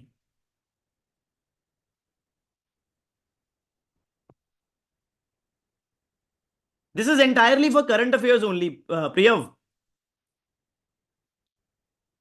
इसमें मेन जो करंट अफेयर्स आंसर राइटिंग आपकी करंट अफेयर्स की बेसिस पे, और जो लाइव स्ट्रैटेजी लेक्चर्स हैं वो है। Be very honest with me, अगर आपको ये प्राइस ज्यादा लग रहा है अभी भी मुझे बताओ आप। एंड आई नो यार, because I have paid sleepy and there is no worth it result maybe other than unworthy. यार देखो अगेन, मतलब I totally understand that we wanted to keep it free. मैंने 10 लेक्चर्स आपको बिना किसी cost के, भाई आपको मालूम होगा जूम पे भी मतलब हर चीज की कॉस्ट होती है यार, मतलब everything, it is for every exam जहां पे करंट अफेयर्स का रेलेवेंस है। अब मुझे बताओ, and I know that it was me who was the one जिसने बोला था कि भाई ये होगा, मतलब अभी भी चैट में आप लोग बता नहीं रहे हो कि आपको ये प्राइस वर्थ लग रहा है या नहीं लग रहा, या इसमें भी कुछ और सोचा जाए। ये बताओ मेरे को, और बहुत ऑनेस्टली भाई की तरह बताओ यार। पे करना जरूरी है क्या? मेंस मेंस मंथन इसमें इंक्लूडेड होगा, सब कुछ इंक्लूडेड होगा यार, सब कुछ होगा। आपको इससे ज्यादा ही वैल्यू मिलेगी यार, आप देख लो ये कॉस्ट, आप एनालाइज करके देख लो यार, और जाके आप देख लो और करंट अफेयर्स प्रोग्राम 1 साल का, वर्थ है, वर्थ है। चलो, अभी भी मुझे ना लग रहा है कि थोड़ा लाइक जैसे वो भी कह रहे हैं अनकंफर्टेबल, वन टाइम पेमेंट करना है। नहीं वर्थ है, मैं वर्थ है, वर्थ है, price is not but already enrolled in a different CA program means हिसाब टाइम इट कॉस्ट इफेक्टिव है। भाई तुम कहीं और इनरोल्ड हो, कुछ हो, कोई दिक्कत नहीं है। तुम भाई तुम मेरे पे ट्रस्ट करके यहां पर आए, तुमने लेक्चर सुना, तुम सारी चीजें कर रहे हो। एक काम करता हूं मैं, लेट अस से भाई, late me give it a thought. एक काम करते हैं, just for the WhatsApp community, मतलब जो हमारी करंट अफेयर्स पंचायत की कम्युनिटी है ना, मतलब आप मेरे पे ट्रस्ट करो, ये चीज मैं इंस्टाग्राम पे भी नहीं बोलूंगा, ये लेक्चर में मतलब मैं इंस्टाग्राम पर भी ये बात नहीं बोलूंगा, ये मेरी प्रॉमिस है, मैं इसकी प्रमोशन नहीं करूंगा, this is only for WhatsApp community. एक कोड बना देते हैं, मैं बोल देता हूं यूपीएससी। अगर आप इस कोड को यूज करोगे तो इस प्राइस पे एक 1000 रुपीज और ऑफ करा देते हैं। Let me just immediately say that, ठीक है, ये ठीक रहेगा, और इस पे 1000 ऑफ कर लो, जो अभी एक हफ्ते सिर्फ हमारी व्हाट्सएप कम्युनिटी के लिए। हेलो भाई, एक काम करो, जो ये कोर्स हमने बनाया है ना, एक बार वेबसाइट वालों को बोल दो कि इस पे एक कोड लगा दे, यूपीएससी कैप्स में यूपीएससी, ठीक है, उस पे 1000 का ऑफ कर दो सीधा, जो कोर्स के प्राइस है उस पे, ठीक है। और जो लोग भी व्हाट्सएप कम्युनिटी में है सिर्फ उनको ये कोड दो, और ये कोड इंस्टाग्राम पे या टेलीग्राम पर भी नहीं जाए, ठीक है, it is only for the WhatsApp community और जो लाइव देख रहे हैं, ठीक है। एक हफ्ते के लिए इसको वैलिड कर दो, यूपीएससी। ओके, देख लो भाई, कॉल ही था, ऐसे नहीं कि कुछ भी बोल रहा हूं, ठीक है। सो यूपीएससी कोड भाई एक हफ्ते, इसके ऊपर भी लो यार तुम, ये दिवाली गिफ्ट है मेरी तरफ से, ठीक है। वैशाली इंस्टॉलमेंट यार तुम्हारे किसी भी और कोर्स का ना, जो एक इंस्टॉलमेंट है उसमें ये पूरा कोर्स का प्राइस है, अगर आप सच बताओ तो। इंस्टॉलमेंट्स आप पेमेंट ऑप्शन में जाके वैसे कर सकते हो, अगर आप पे कार्ड है आप ईएमआई बनवा सकते हो, कोई दिक्कत नहीं है, but this is something I am just saying. ठीक है, सो this is the tough call यार, बट आपको जो एक्सपीरियंस मिलेगा वो अनपैरेलल होगा, दैट इज माई गारंटी। ठीक है, कोई भी आपको डाउट हो, हाँ जी, अगर अभी भी आपको लग रहा है कि कोई प्रॉब्लम है कुछ है, तो मैं आपको ये और बताता हूं कि एक नंबर दे रहा हूं, आप इस पे कॉल करके अपनी क्वेरीज को जितने डाउट है आप पूछ सकते हो। 9870129055। ये लो भाई, ये नंबर आप नोट कर लेना, इस नंबर पे आप कॉल करके बात कर सकते हो, जितना प्रॉब्लम है वो देख सकते हो। ठीक है, यूपीएससी कूपन कोड है, इस पे आपको फ्लैट 1000 ऑफ मिलेगा, इसके ऊपर भी। ठीक है, बस 3 क्लासेस होंगी, करंट अफेयर्स का लेक्चर मैं लूंगा, आंसर राइटिंग का लेक्चर तृप्ति मैम लेंगी, आपकी इवैल्यूएशन होगी, और साथ ही में भाई हमारा स्ट्रेटेजी लेक्चर भी होगा। ठीक है, जो आपके अभी बहुत सारे डाउट्स आ रहे हैं ना, आप नोट कर लो, नंबर है, कॉल करो, अब बात करो, जितनी बात करनी है करो, हमारी टीम आपसे बात करेगी, आपके पास एक डेडिकेटेड डाउट सपोर्ट सिस्टम रहेगा, पूरी वेबसाइट आप चेक कर सकते हो, एक नंबर वेबसाइट है भाई, हर चीज काम से होगी, इस वेबसाइट की डेवलपमेंट में भी you guys are UPSC aspirants भाई, इसमें भी कॉस्ट आती है। ठीक है, शायद इतना तो मैं भाई इस कॉस्ट से नहीं आएगा जितना मेरी कॉस्ट इस वेबसाइट के खर्चे में निकल जाएगी। ठीक है, अबे इसमें हर वीक मेंटोरशिप सेशन ही होगा, जिसमें जो एनरोल्ड बच्चे हैं हम लोग साथ में बैठेंगे। Anoop, this offer is for like a week, अगले संडे तक आप यूज करो, 1000 ऑफ हो जाएगा, इस प्राइस पे फ्लैट ऑफ होगा, कोई कंडीशन नहीं है। ठीक है, मैंने बोल दिया है। ठीक है भाई, अब इससे ज्यादा मैं इस पे बात करूंगा नहीं, क्योंकि and I am really sorry यार that I had to do this, I know it is difficult but it is not sustainable also. ठीक है, बात फिर वही आ जाती है कि मैं डिस्क्रिमिनेट नहीं करना चाहता था, कि मैं, और मैं बहुत मैं तुम्हारे साथ ऑनेस्ट कॉन्वर्सेशन करता हूं। मैंने बात करी कि यार एक फ्री कर देते हैं, जो बच्चे को मैंने बोला है फ्री का वाला एनालिसिस कर देंगे, पर फिर वही मन नहीं मानता कि यार उनको क्या पढ़ाऊं और फिर तुमको क्या पढ़ाऊं। वहां पर मैं क्या ये बोल दूं कि सेक्शन 6A का बस इतना है और पूरा एनालिसिस के लिए पेड में आ जाओ, बार बार बार बार वही बात बोलना। ठीक है, my it is like something आप बोल सकते हो यार, बट आज नहीं तो कल फिर ये डिसीजन मेरे को समझ आ गया था कि लेना पड़ेगा, बिकॉज टाइम और पैसे मैनेज ही नहीं हो रहे थे। ठीक है, तो मेरी कॉस्ट थी, मैंने इंकर करी, आप लोगों के लिए एक प्रीमियम एक्सपीरियंस मैंने क्रिएट करा है, आप इसमें एनरोल कर सकते हो, पर मैं आपके साथ रहूंगा मेंस तक, ये मेरी गारंटी है। ठीक है, चलो, थैंक यू सो मच।